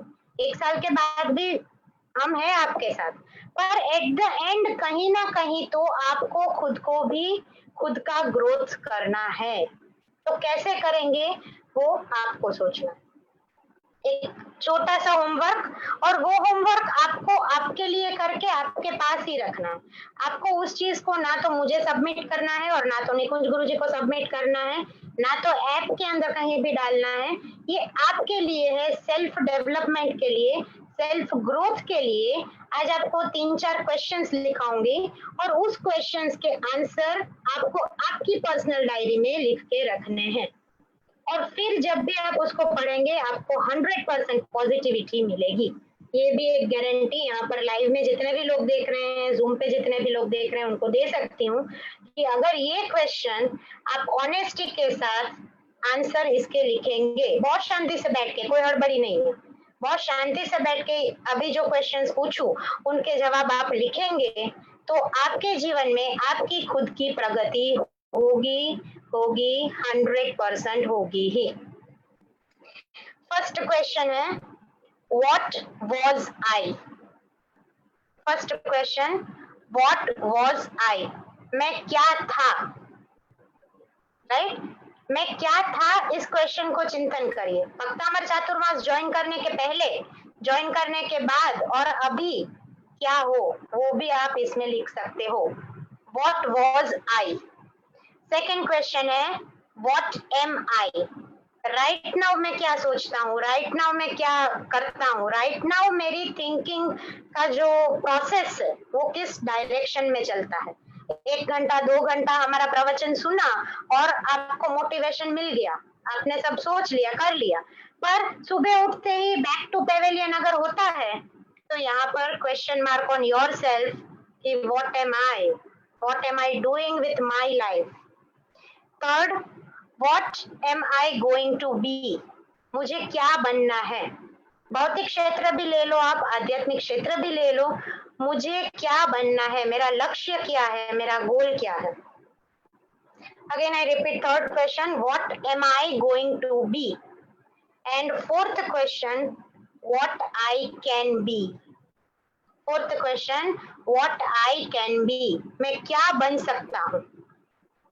जो भी पावर्स है ना, आप ये हीलिंग की पावर्स बोलिए, एक्सरसाइज, जो भी पावर्स, पॉजिटिव पावर्स की टर्म्स में जितनी भी अच्छी पावर्स बोलिए, वो सारी की सारी पावर्स कहीं ना कहीं हमारे खुद के अंदर छिपी हुई है। तो वो हमारी खुद की पावर्स को जगाने का काम व्हाट आई कैन बी, मैं क्या कर सकता हूँ, मैं क्या बन सकता हूँ।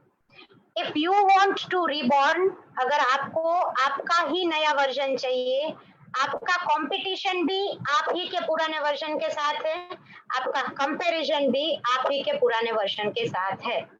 तो अगर if you want self evaluation, self growth, तो आपको ये क्वेश्चंस के आंसर्स लिखना है, और आप कभी भी, अभी राइट नाउ भी आपका नया जन्म हो सकता है।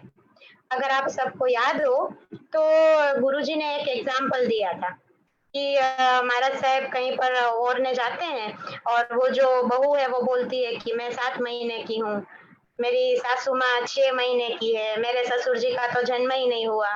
वो एग्जाम्पल क्या बोलना चाह रहा था, वो एग्जाम्पल यही बोलना चाह रहा था कि धर्म के मार्ग में, खुद के आध्यात्म को उन्नत बनाने के, आध्यात्मिक पावर के मार्ग में मैं कहाँ पर हूँ, where I want to be, right. So ये सारी बहुत सारी बातें करते हुए हमारी 2 थेरापीज यहाँ पर खत्म हो गई है। फटाफट से क्विज के बारे में बात कर लेते हैं।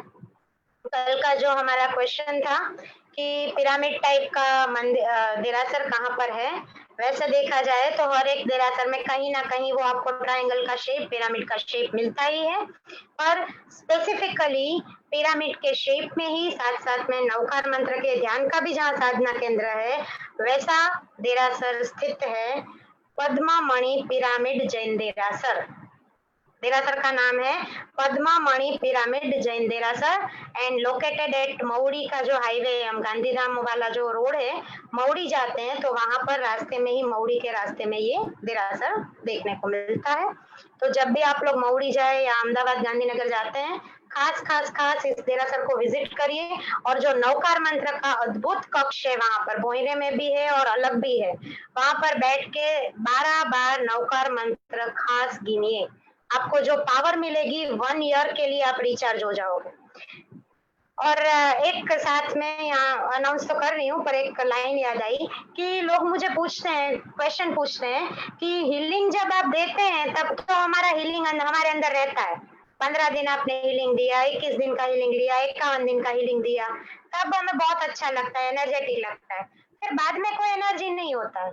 तो हीलिंग काम करता है कि नहीं करता, ये सबसे बड़ा फर्स्ट क्वेश्चन होता है सबके दिमाग में। आंसर है 2-3 क्लैरिफिकेशन है।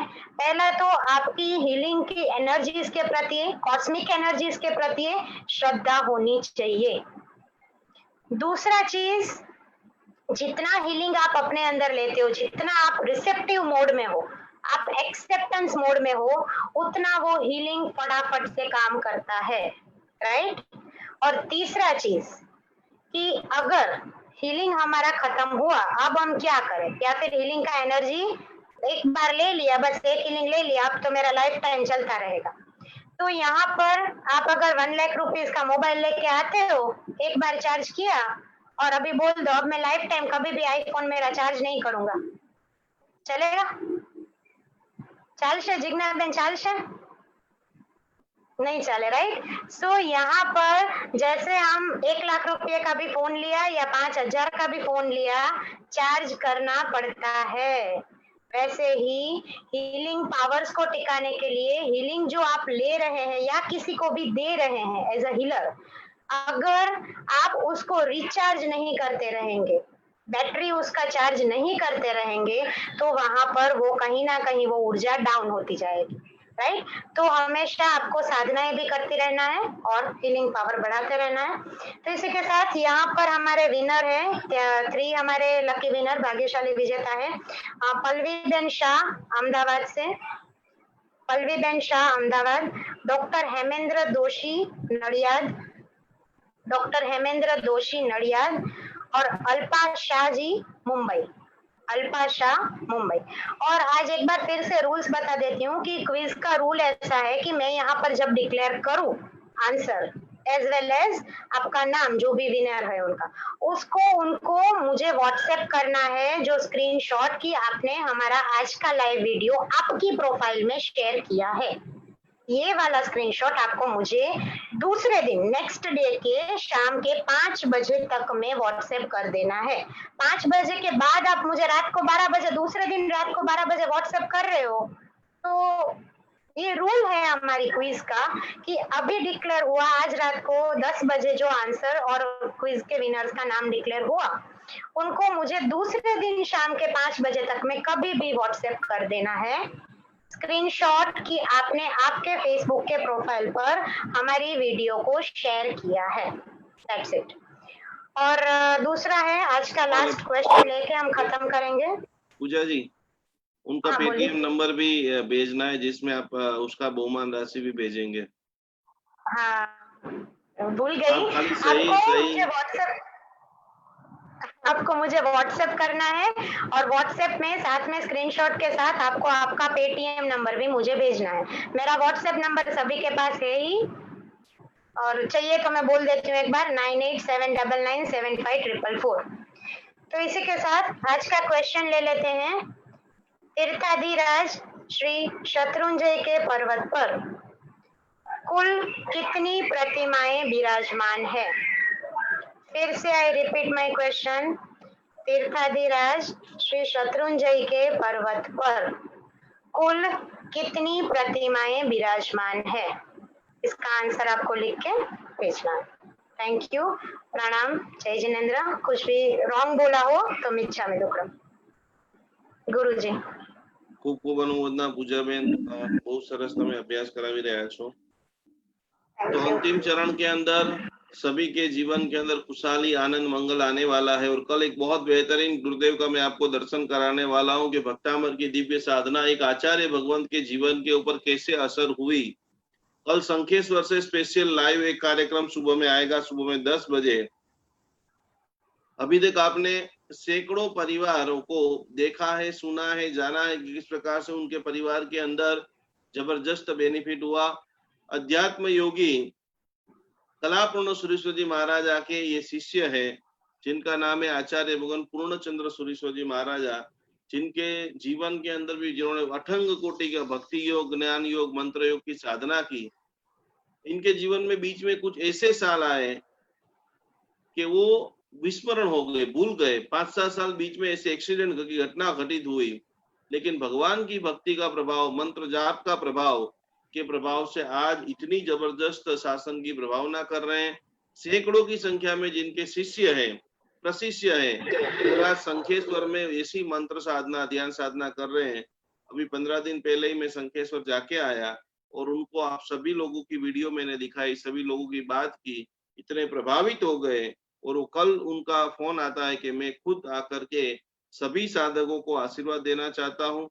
सभी साधकों को कुछ उनके जीवन का जो गहन विषय है, इनका मुख्य विषय ध्यान है, योग है, मंत्र साधना है, तो उनकी विशिष्ट बातें ध्यान से परमानंद की अनुभूति कैसे करें, उनकी बहुत पावरफुल बातों का एक बहुत जबरदस्त सेमिनार है। जो भी रूटीन घर में है वो शांति से देखना है, और जो नहीं दे सकते हैं, बिजी है, तो बाद में फेसबुक यूट्यूब से आपको मिल जाएगा। तो कल हम सभी को पढ़ाने के लिए नवकार महामंत्र के अंदर तीसरे पद के ऊपर विराजमान आचार्य भगवंत भी जैन अनुष्ठान के फेसबुक पेज के ऊपर आ रहे हैं, जो एक जीवंत दृष्टांत है कि किस प्रकार से उनके जीवन में भी मंत्रों की दिव्य शक्ति से एक चैतन्य शक्ति का प्रादुर्भाव हुआ। तो कल सभी को ये कार्यक्रम के अंदर ज्यादा से ज्यादा जुड़ना है। अंतिम 5 एक लाइन में आप सभी को लिखा देता हूं कि आप कैसे जानेंगे कि आपको राहु की महादशा आपको क्यों करनी चाहिए। ये कालसर्प योग की पूजा करनी चाहिए नहीं करनी चाहिए, राहु कैसे ग्रसित होता है, केतु कैसे ग्रसित होता है, उसके लक्षण क्या है। बहुत सारे लोगों को विमर्शन में है कि भाई हमें करनी चाहिए, तो पहले नंबर के अंदर विश्व के सर्वश्रेष्ठ हीलर बनना आप चाहते हो, आप आपकी कुंडलिनी शक्ति चक्रों का शुद्धिकरण करना चाहते हो और आर्हंत्य की प्राप्ति करना चाहते हो कि कुंडलिनी शक्ति की भी पार्श्वनाथ भगवान के मस्तक के ऊपर सेवक के स्वरूप से, नाग के स्वरूप से, द्रोणेन्द्र देव के स्वरूप के ऊपर जो विराजमान है।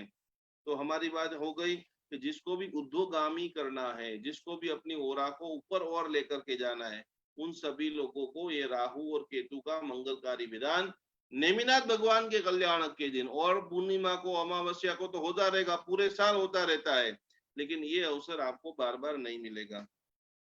अब प्रश्न यहाँ पर ये होता है कि मेरे पर राहु का प्रभाव है या नहीं है, मेरे पर केतु का कोई लक्षण है या नहीं है, वो हम सरल रूप से कैसे जाने।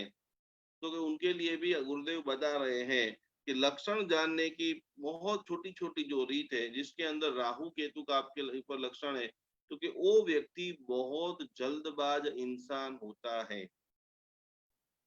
बहुत जल्दी जिंदगी में खुशी आ जाएगी, बहुत जल्दी डाउन हो जाएगा, अप हो जाएगा, डाउन हो जाएगा। जल्दबाजी, सारी घटनाओं में बिना काम की जल्दबाजी जिसके अंदर हो, उनको समझ लेना है कि मेरे ऊपर राहु का नकारात्मक प्रभाव दिख रहा है।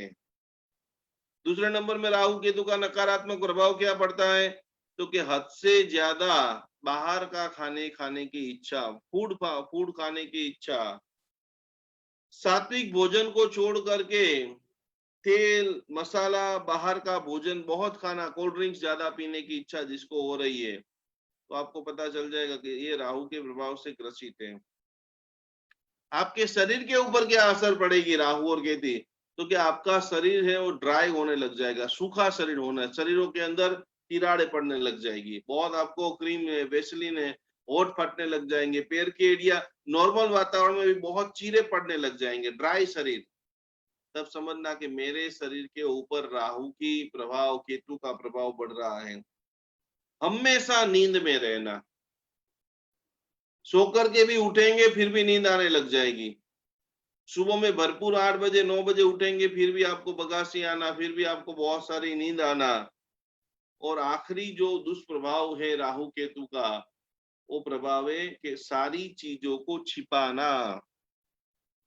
अच्छा काम करेगा तो भी छिपाएगा, बुरा काम करेगा तो भी चीजों को छुपा छुपा करके करना। तब समझना कि मेरे ऊपर राहु केतु का दुष्प्रभाव है, मैं अच्छा काम कर रहा हूं तो छुपा के क्यों कर रहा हूं, कोने में जाकर के क्यों कर रहा हूं। तो कि उनके अंदर वो हाथ की लकीरें भी आप देखेंगे तो हाथ की लकीरों के अंदर भी करोलिया जैसे जाले जैसी दिखेगी, हाथ की जो रेखाएं होती है वो स्पष्ट रेखा होती है, लेकिन आप आपकी हाथों की रेखा भी देखेंगे तो जैसे करोलिये के जाले हो गए हैं। अब राहु केतु के जब प्रभाव में ग्रसित हो जाएंगे, इतनी छोटी छोटी रेखाएं निकल के आ जाएगी।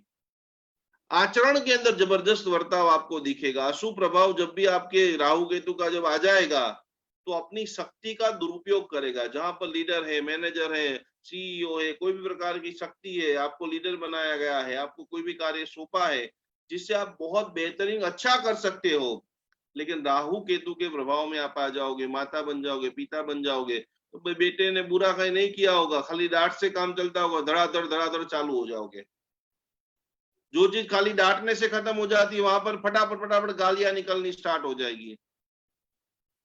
तो कि व्यक्ति अपनी शक्ति का दुरुपयोग करने लग जाता है। साथ साथ में राहु केतु का जब प्रभाव आता है बच्चों के ऊपर, बड़ों के ऊपर, तो गलत संगति होना स्टार्ट हो जाती है। दोस्ती यारी के अंदर बुराइयों का प्रवेश हो जाता है। आपराधिक कार्य जो है, आपराधिक कार्य का प्रारंभ जैसे ही राहु और केतु का आपके ऊपर प्रभाव आता है, गलत कार्य करना, जैसे मैंने बोला पहले कि चीजों को छुपा करके छुपना, छुपाना, ये सारी घटना जब आपके अंदर राहु का केतु का दुष्प्रभाव आता है, डर लगने लग जाता है, भय लगने लग जाता है, और वो भी काल्पनिक भय, जो घटना कभी हुई नहीं है, कभी जिंदगी में होने वाली नहीं है, लेकिन राहु और केतु के कारण काल्पनिक भय आपके जीवन में खूब बढ़ता है। ऐसा हो जाएगा तो, ऐसा हो जाएगा तो, कई बार घूमने गए, मेरे घर में चोरी हो जाएगी तो, ये हो जाएगा तो, नीचे कार पड़ी है, मैंने चाबी निकाली कि नहीं निकाली, ताला लगाया कि नहीं लगाया। काल्पनिक भय राहु केतु का जब बढ़ जाता है तो कैरियर के अंदर समस्या, निर्णय शक्ति आपकी पूरी तरह से कमजोर हो जाती है। कपट हो करने लग जाते हो, परिवार के साथ में कपट करने लग जाते हो, और दोहरा चरित्र, बोलते कुछ और हो, करते कुछ और हो, दिमाग के अंदर प्लानिंग कुछ और, डबल रूप, और पीठ पीछे वार करने की भावना आपके अंदर प्रकृष्ट रूप में बढ़ जाती है। इसमें से कोई भी घटना घटित कोई कर रहा है, भाई बहन सगे संबंधी अड़ोस पड़ोस कोई भी लोग, उन सभी के लिए 25 तारीख जीवन के अंदर बहुत सकारात्मक दिशा में ले जाने वाली तारीख है।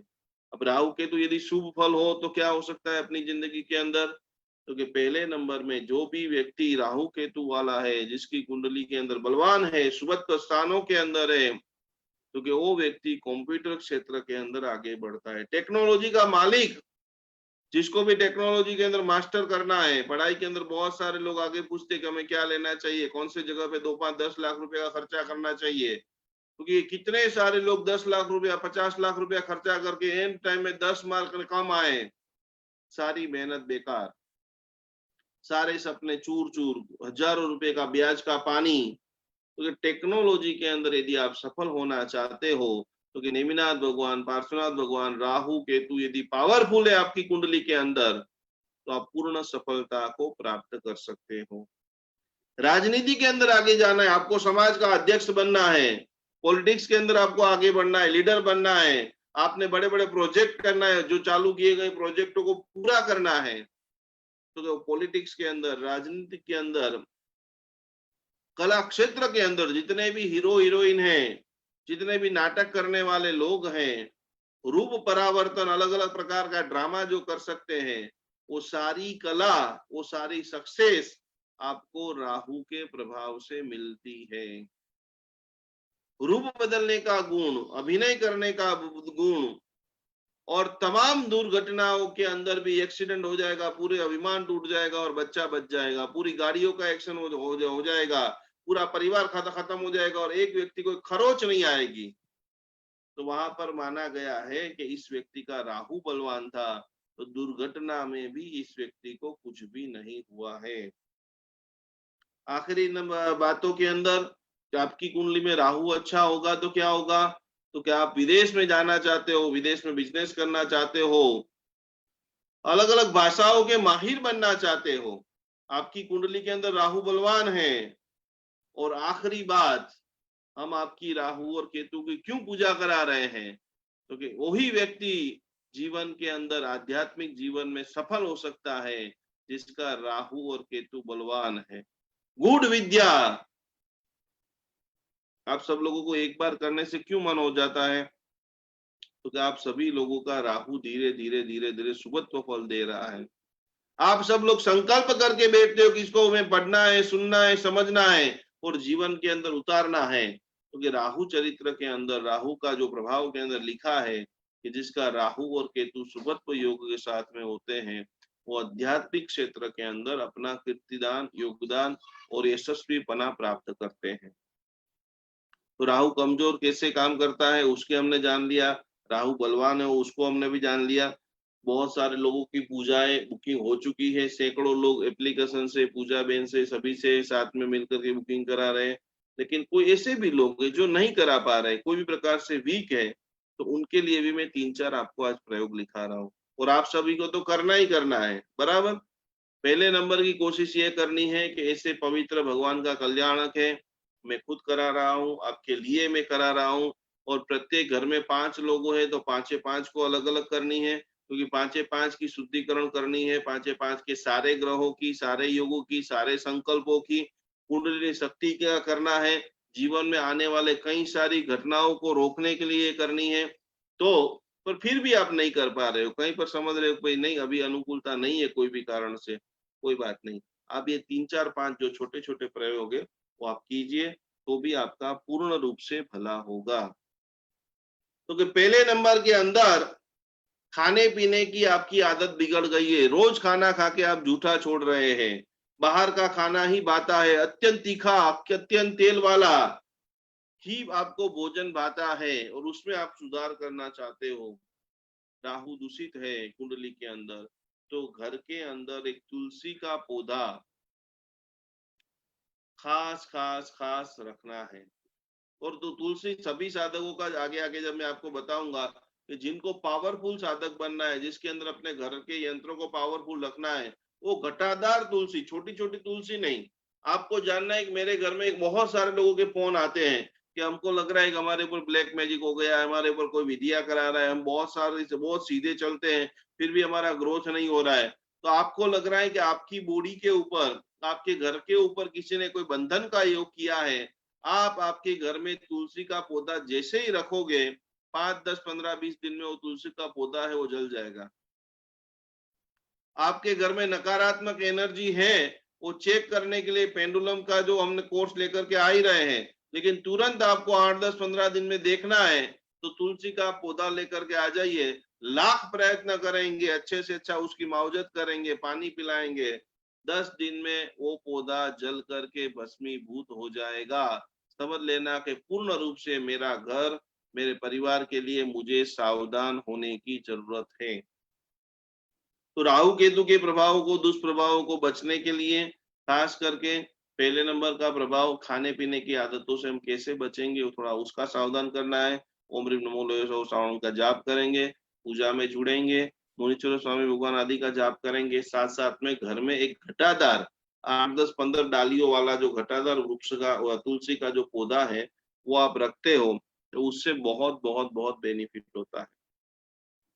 25 तारीख को या 25 तारीख के आसपास के दिन में, अभी वर्तमान परिस्थिति में लॉकडाउन जैसा वातावरण है, तो 7 प्रकार के जो धान है, एक धान नहीं, सभी धान आधा आधा किलो लेना है आपको। गेहूं है, जौ है, जुआर है, बाजरा है, मकाई है, जो धान आप खा सको वैसा धान कोई भी जरूरियातमंद गरीब व्यक्ति को, यानी टोटल 3.5 किलो अनाज का जो भार है, कोई भी 7 दान, फिर से ध्यान से सुन लेना, जो अनाज खा सके टोटल मिला करके 3.5 किलो होना चाहिए।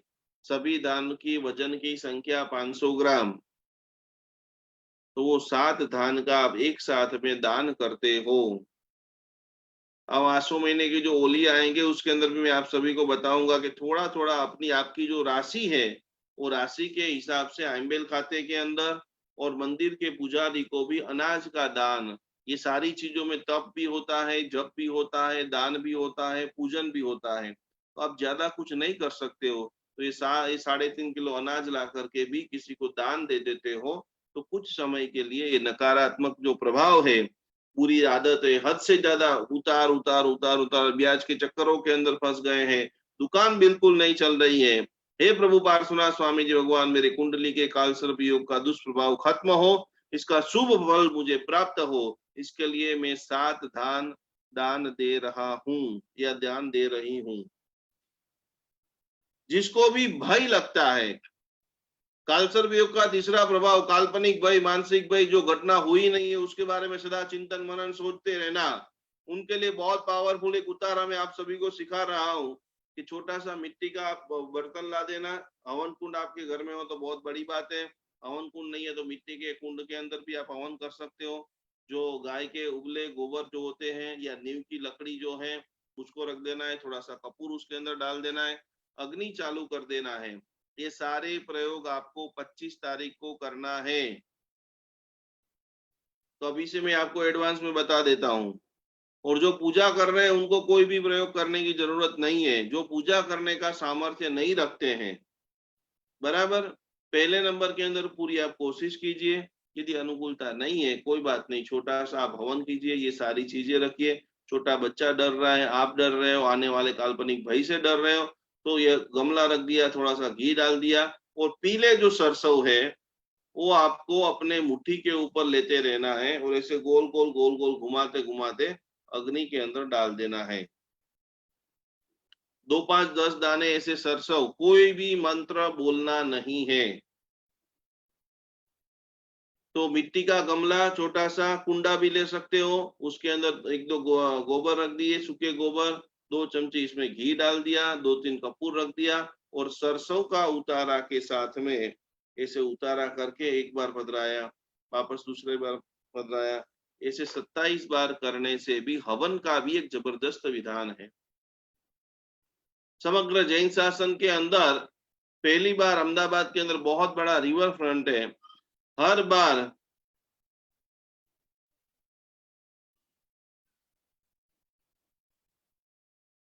શું કહે છે, શું પૂછ્યા બેન? પૂછી લો, જે પ્રશ્ન આવવાનો છે તમે બધા વચ્ચે તમે પૂછી લો. એટલે મે બી એવું કહી શકે લોકો કે હવન કરીએ તો અગ્નિકાયના જીવોની હિંસા થાય કરીને, તો એનું તમે મતલબ ક્લેરિફિકેશન કરી દેજો એમ. બહુ સરસ, બહુ સરસ, બહુ સરસ, ખૂબ સરસ. आखा पूरा ब्रह्मांड ની અંદર उग्रोज, मगरवाड़ा, आगलोड और जितने भी जो आचार्य भगवंत हैं, जैसे ही अपनी सूर्य मंत्र की साधना करते हैं उनके बाद हवन का विधान करते हैं और काफी जगह पे हवन का विशिष्ट विधानों का महत्व बताया गया है। तो 27 बार आपको ये हवन करना है, भक्ति करनी है और इसी के साथ में हर आसो सुदी पंचमी को, पहली बार मैंने आज से 7 साल पहले एक साथ में समग्र जैन शासन में पहली बार 3600 कपल को बिठा करके मणिभद्र वीर दादा का पूजन अहमदाबाद में कराया था। इसके बाद हर बार हम पाचन को अनुष्ठान कराते हैं। करीबन 3 साल से मैं सूरत में आता हूँ। अगली बार भी सूरत में बहुत भव्य रूप से 8वां लाइन्स के अंदर कराया था और इस बार भी आसो सुदी पांचम को यदि वातावरण अनुकूल हो गया तो खूब भव्यता के साथ में, दिव्यता के साथ में सूरत के अंदर अति भव्य मणिभद्र दादा का अनुष्ठान पंचमी को होने वाला है। तो मैंने हवन की आपको बात बता दी है।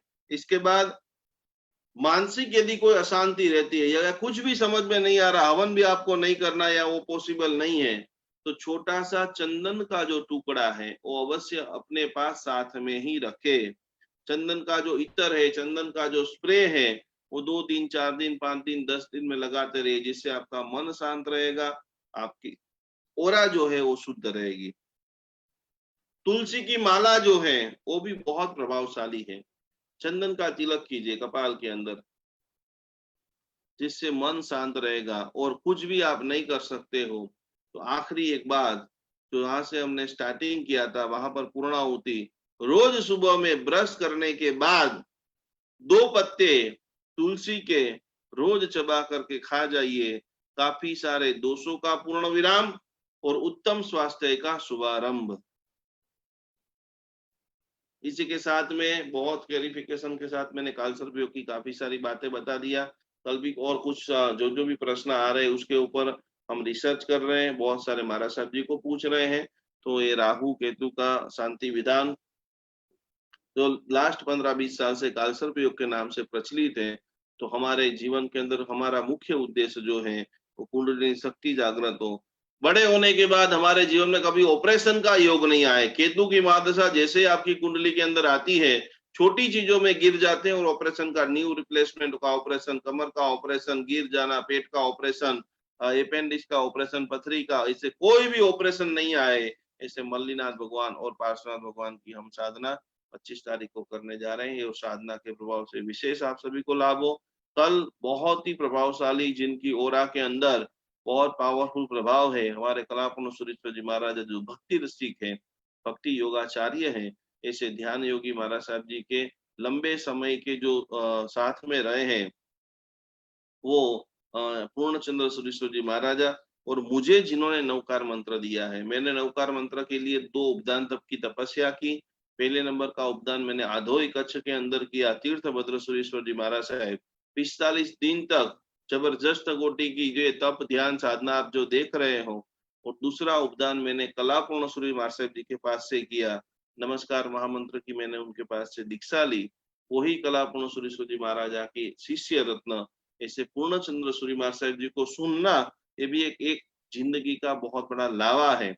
तो जितने भी ज्यादा कच्छी लोग तो ये रविवार को हजारों की संख्या में जुड़ रहे हैं, लेकिन फिर भी आपके परिचित जितने भी लोग हैं कल सुबह बराबर 10 बजे, 10:15 बजे आधे घंटे का एक पूरा स्वाध्याय सत्र रखा है। किस प्रकार से आप आपकी ऊर्जा को और ज्यादा बेहतर बनाएं, तो जरूर आचार्य भगवंतों को हम सुनेंगे। इसी के साथ आज का यहाँ पर सेशन समाप्त होता है। चिराग नाविद कुछ भी बोला गया हो, मिच्छामि दुक्कडम। बराबर दोनों हाथ जोड़ते हुए, आंख बंद करते हुए, चित्तारि मंगलम अरिहंता मंगलम सिद्धा मंगलम साहु मंगलम केवली पन्नतो धम्मो मंगलम।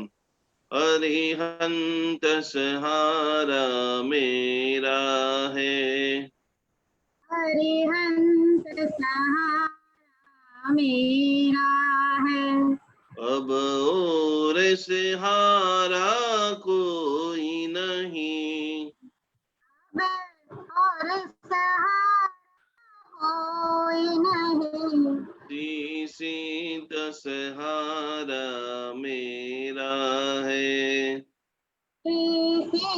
सहारा मेरा है, अब और सहारा कोई नहीं, अब और सहारा कोई नहीं, आचार्य सहारा मेरा है, आचार्य सहारा मेरा है, अब और सहारा कोई नहीं, अब और सहारा कोई नहीं, उपाध्याय सहारा मेरा है, उपाध्याय सहारा मेरा है, अब और सहारा कोई नहीं, अब और सहारा कोई नहीं, सर्व साधु सहारा मेरा है, सर्व साधु सहारा मेरा है, अब और सहारा कोई नहीं, अब और सहारा कोई नहीं, जैन धर्म सहारा मेरा है, जैन धर्म सहारा मेरा है, अब और सहारा कोई नहीं, अब और सहारा कोई नहीं, अरिहंत सहारा मेरा है। प्रणाम, जय जिनेन्द्र। यहाँ पर आज का क्लास समापन हो रहा है। कुछ लोगों को क्वेश्चन होंगे, 5-7 लोगों से बातचीत करके आज का कार्यक्रम हम समापन करते हैं। जितेंद्र विघ्नवलय मनः प्रसन्नतामेति पूज्यमाने जन सर्व मंगल मांगल्यम सर्व कल्याण कारणम प्रधानम सर्वधर्माणम जैनम जयति शासनम।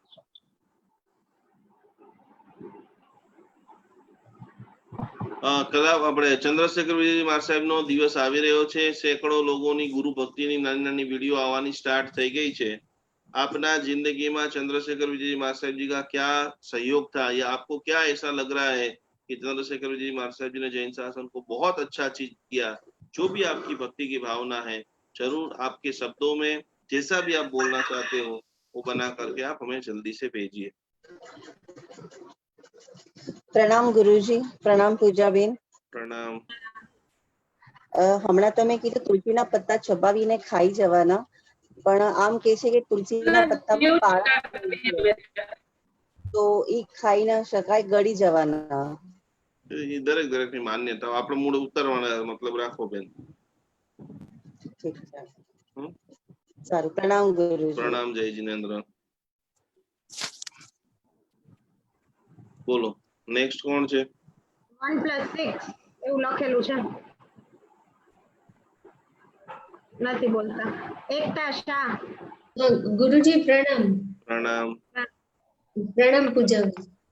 હા, મારે પૂછ્યું હતું કે હવે હું રજિસ્ટર મેમ્બર છું, તો પછી મારા હસબન્ડ ને પણ બેસાડવું હોય તો બે યંત્ર પ્રિન્ટ કાઢવા પડશે કે? બેન મેં 3 થી 4 દિવસ હું આ સમજાવું છું કે અમે જે કામ કરી રહ્યા છીએ એકતા બેન માટે કામ કરી રહ્યા છીએ કે એકતા બેન લાઈફ ટાઈમ સ્વસ્થ રહે, આવી રીતે મુસ્કુરાતા રહે, એમને ભવિષ્યમાં કોઈ પણ પ્રકારનો પ્રોબ્લેમ ન આવે અને એકતા બેનની કુંડલીમાં જેટલા પણ યોગો છે આ તો હજી એક પૂજન છે, આના સિવાય બાકીના 20 પૂજનો છે. ઓકે, તો તમે ઈચ્છો છો કે હું આ દુનિયાનો રાજા છું, મને જિંદગીમાં કશું જ થવાનું નથી, તો તમે નીકળી જાઓ, તમે તમારા હસબન્ડ ઉપર કામ કરશું. પછી તમે એમ કહેજો કે મજા નથી આવતી, મારી એનર્જી વીક થઈ ગઈ છે, મારી ખુશી જતી રહી છે, ગુરુજી કંઈક કશું કરો. તો અમારી પાસે જેનો ડેટા હોય બેન એના માટે જ વર્કઆઉટ થાય ને. એટલે તમારી કેપેસિટી છે તો ઓન ધ સ્પોટ કાર્યક્રમ પતે એટલે જૈન અનુષ્ઠાનમાં જઈને તમારા હસબન્ડનું રજીસ્ટ્રેશન કરાવી દેવાનું.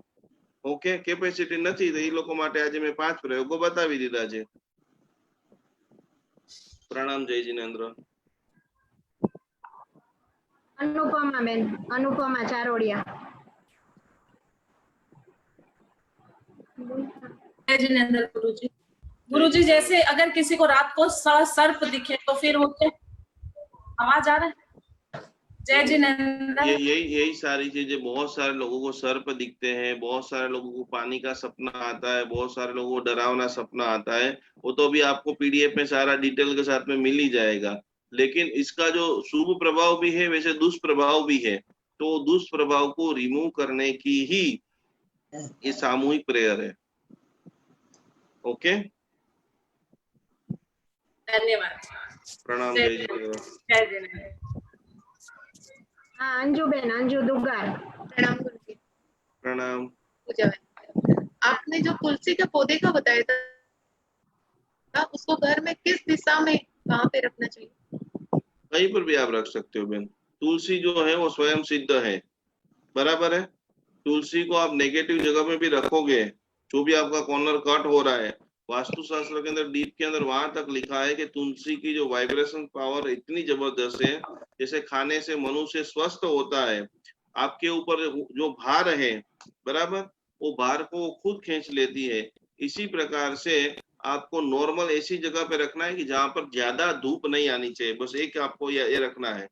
हद से ज्यादा धूप के अंदर आप रखोगे तो वो छोटा पौधा है तो जल करके वो भस्मीभूत हो जाएगा, तो उसके ऊपर ढक करके आपकी जो बालकनी है, बराबर, जहां पर, क्योंकि जीव जंतु भी छोटे छोटे हो जाएंगे तो वो भी नहीं हो, बच्चों का भी दूर रहे, उसी प्रकार से आपको आपके घर में रखना है उसको। और जो आप बोले 10-15 दिन के बाद अगर वो मुरझा जाता है तो फिर उसको चेंज करें? वो जो जल गए हैं या मुरझा गए हैं वो निकाल करके, पूरा कुंडा है या कुंडा रहने दो, वापस जो उसके जो वेले आते हैं ना वो वापस उसके अंदर कर देना है। प्रणाम जय जिनेंद्र। डॉक्टर जीनल सोलंकी। बोलो। प्रणाम गुरुजी। प्रणाम। आवाज आवे? એકદમ। શેના ડોક્ટર છો તમે?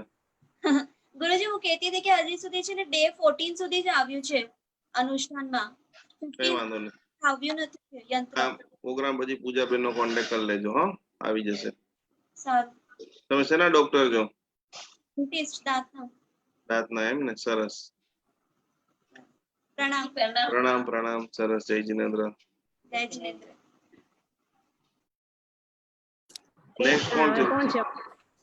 તો લાસ્ટ एक भी जन ने लेने आज नो कार्यक्रम આપણે समापन करिए છીએ। आप लोगों को ये सारी बातें प्रॉपर समझ में आ रही होगी। बच्चे को भी खास जोड़ना है। नजीक के भविष्य के अंदर देखिए, अभी से ये पूजन की तैयारी खत्म हो जाएगी, उसके बाद 3 तारीख के लिए मैंने आपको बोला है कांच का एक शीशा या तो प्लास्टिक की एक बोतल आपको बराबर तैयार रखनी है। किस प्रकार से आप आपके पानी को चार्ज करेंगे। हमारा फोटो क्या जावे गुरुजी? हाँ बेन बोलो।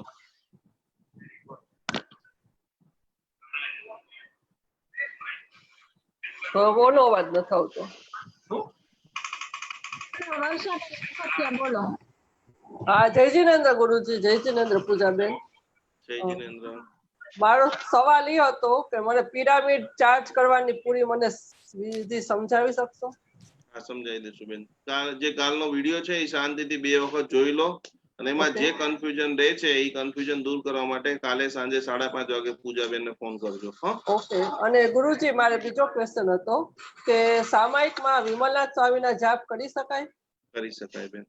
Okay, thank you. તીર્થંકર ભગવાનની ભક્તિ આપણે કરી શકીએ. હા, સામાયિકમાં. હા, ઓકે, થેન્ક યુ ગુરુજી. પ્રણામ. જય જય જિનેન્દ્ર. જિનેન્દ્ર, પ્રણામ. ચલો છેલ્લો એક ક્વેશ્ચન લઈ અને આજના કાર્યક્રમનું આપણે સમાપન કરીશું. પતી ગયા છે બધાના? जिज्ञासा के जिज्ञासा खास करके आगे आने वाले समय के अंदर एक गौतम स्वामी जी भगवान का एक जबरदस्त अनुष्ठान हम कराने वाले हैं। तो जिन जिन लोगों के पास गौतम स्वामी जी की प्रतिमा है, आप लोगों ने बहुत सारी तिजोरी के अंदर गौतम स्वामी जी की लोटियां रखी हुई है, वो सभी गौतम स्वामी जी का आपके पास यंत्र भी है, चांदी का है, तांबे का है, तांबे का जितना भी यंत्र है वो पीताम्बरी ला करके फटाफट साफ सफाई भी कर देना, क्योंकि भादरवा महीने के बाद आपके घर में जितनी भी मंदिर में चीजें हैं, बिना काम की भी बहुत सारी चीजें आपने ला करके रख दी है, बहुत सारे लोगों ने तो पधरा दी है, लेकिन वो सारी चीजों का एनालिसिस करना है कि जितना एनर्जी की आपको जरूरत है, बहुत सारे ने 50-100 ऐसे फोटो लगा दिया है, कभी भी घर के अंदर फोटो को टिंगाते नहीं है। बहुत सारे लोग किसी के ऊपर ऐसे फोटो को टिंगा देते हैं, वो सबसे बड़ा वास्तु दोष है।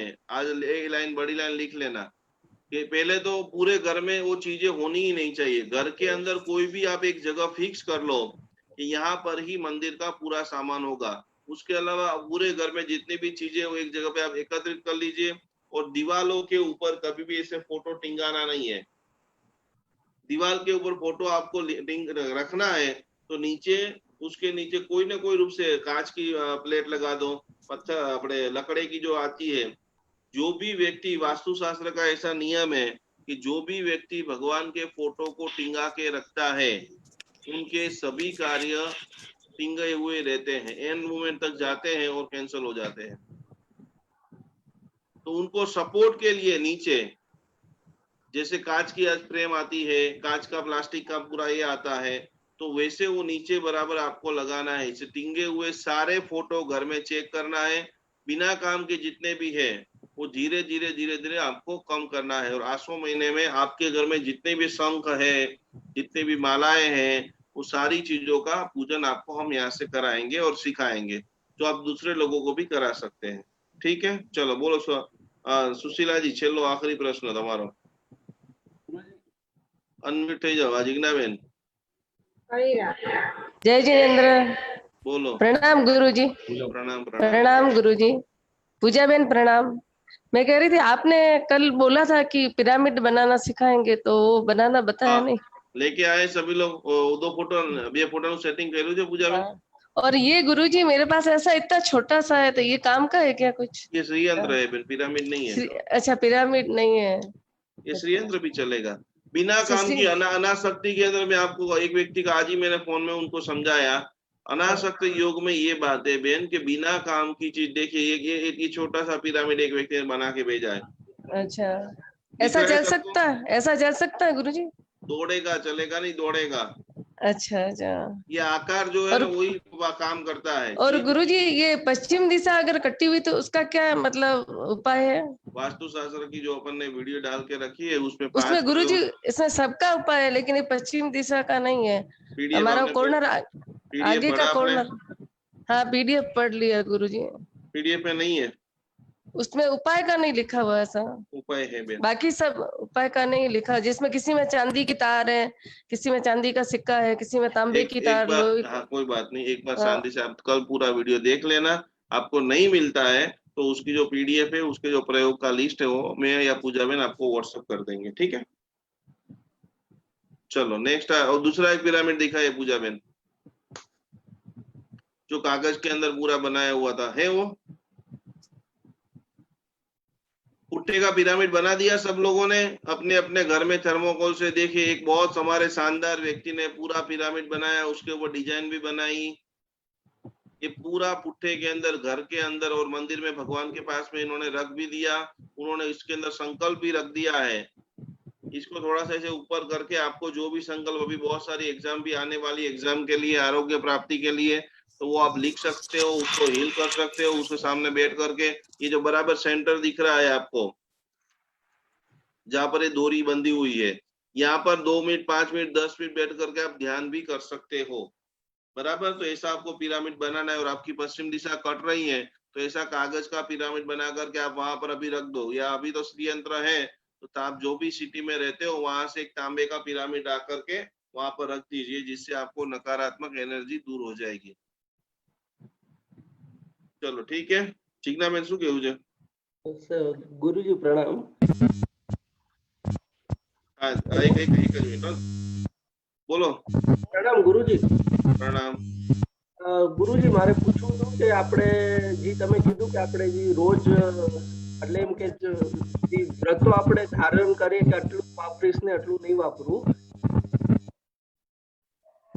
તો આપણે સમજો એક સાથે જ લઈ લે કે જાવત જીવ સુધી હું તો નહીં વાપરું, આ ચીજ નહીં કરું, તો એના માટે શું બોલીને આપણે પચકાન ધારણ કરવાના? આપણે આપણો જે પહેલો બીજો ત્રીજો દિવસ છે ને, જે એની અંદર આખી આની જ હું શ્રાવક બનું હિન્દીમાં અને ગુજરાતીમાં પુસ્તક છે, તો તમે શાંતિથી એની પ્રિન્ટ કઢાવી લો અને એની સામે ટીક કરી લો કે હું આટલા કપડા, આટલી ગાડી, આટલા પૈસા, આટલા દિશાઓમાં, અને તમે જે ગુરુ મહારાજ સાહેબને બિલીવ કરતા હોય એ ગુરુ મહારાજ સાહેબને આખી પુસ્તક અત્યારે તમે રવાના કરી દો બાય કુરિયર થી, અને પછી 2 મહિના 4 મહિના જ્યારે થાય ત્યારે એકવાર એમની પાસે જઈ અને જાવત જીવના પદ્યખાણ ગુરુ ભગવાન પાસે આપણે લઈ લેવાના। અને બીજો હજી એક જ ખાલી ગુરુજી, આપણે ભાવ આલોચના લઈએ તો સમજો કે ધ્યાન તો હોય ને કે પહેલા શું કરેલા હશે પાપો કે શું ખોટા કામ કર્યા હશે, પણ જેટલું ધ્યાન હોય એટલું ભાવ આલોચના ઉતારી લઈએ ને એ આજ સુધીનું હશે જ્યારે ગુરુ સાહેબજી કે આપણે એનું પ્રાયશ્ચિત આપે, એના પછીનું ગુરુજી અગર પાછું જે દર વર્ષે લેવાની ને। ફર્સ્ટ ટાઈમ જો છે એ આખી લાઈફ ની, તમે અત્યારે માન લો કે 25 વર્ષના છો એક્ઝામ્પલ, તો જન્મથી લઈને 25 વર્ષમાં જેટલા પાપો તમને યાદ છે એ બધા લખી નાખ્યા। સાહેબ જે તમને પ્રાયશ્ચિતનું આપી દીધું કે આટલું આટલું કરજો, એટલે 2 વર્ષમાં તમે કોશિશ કરશો, પછી જેવું પ્રાયશ્ચિત પતે એટલે 26 માંથી મારીને 28 વર્ષ સુધીના લઈ લેવાની। ઓકે, ક્યાંથી છો તમે? બેંગ્લોર ગુરુજી।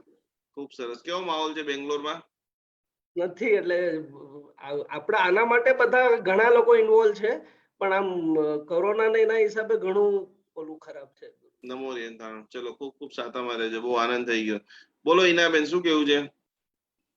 ગુરુજી મારે એ પૂછવું હતું કે મારી પાસે 4x6 નો પટ છે, તો એ તો ભીત પર જ લગાડવો પડે ને? તો નીચે ટેકો મૂકી દેવાનો ને બેન, નીચે ફ્રેમિંગ રાખી દેવાની, એટલે આખો ફ્રેમ કરાવેલો છે મેં। બસ તો ઓકે, બરાબર છે। હા, તમને હું બતાડું અત્યારે? ફોટા પાડી મને વોટ્સએપ કરી દેજો। હા, ઓકે। ચલો, ઓકે, બતી ગયું। ક્યાં હોલમાં લગાવ્યો છે તમે?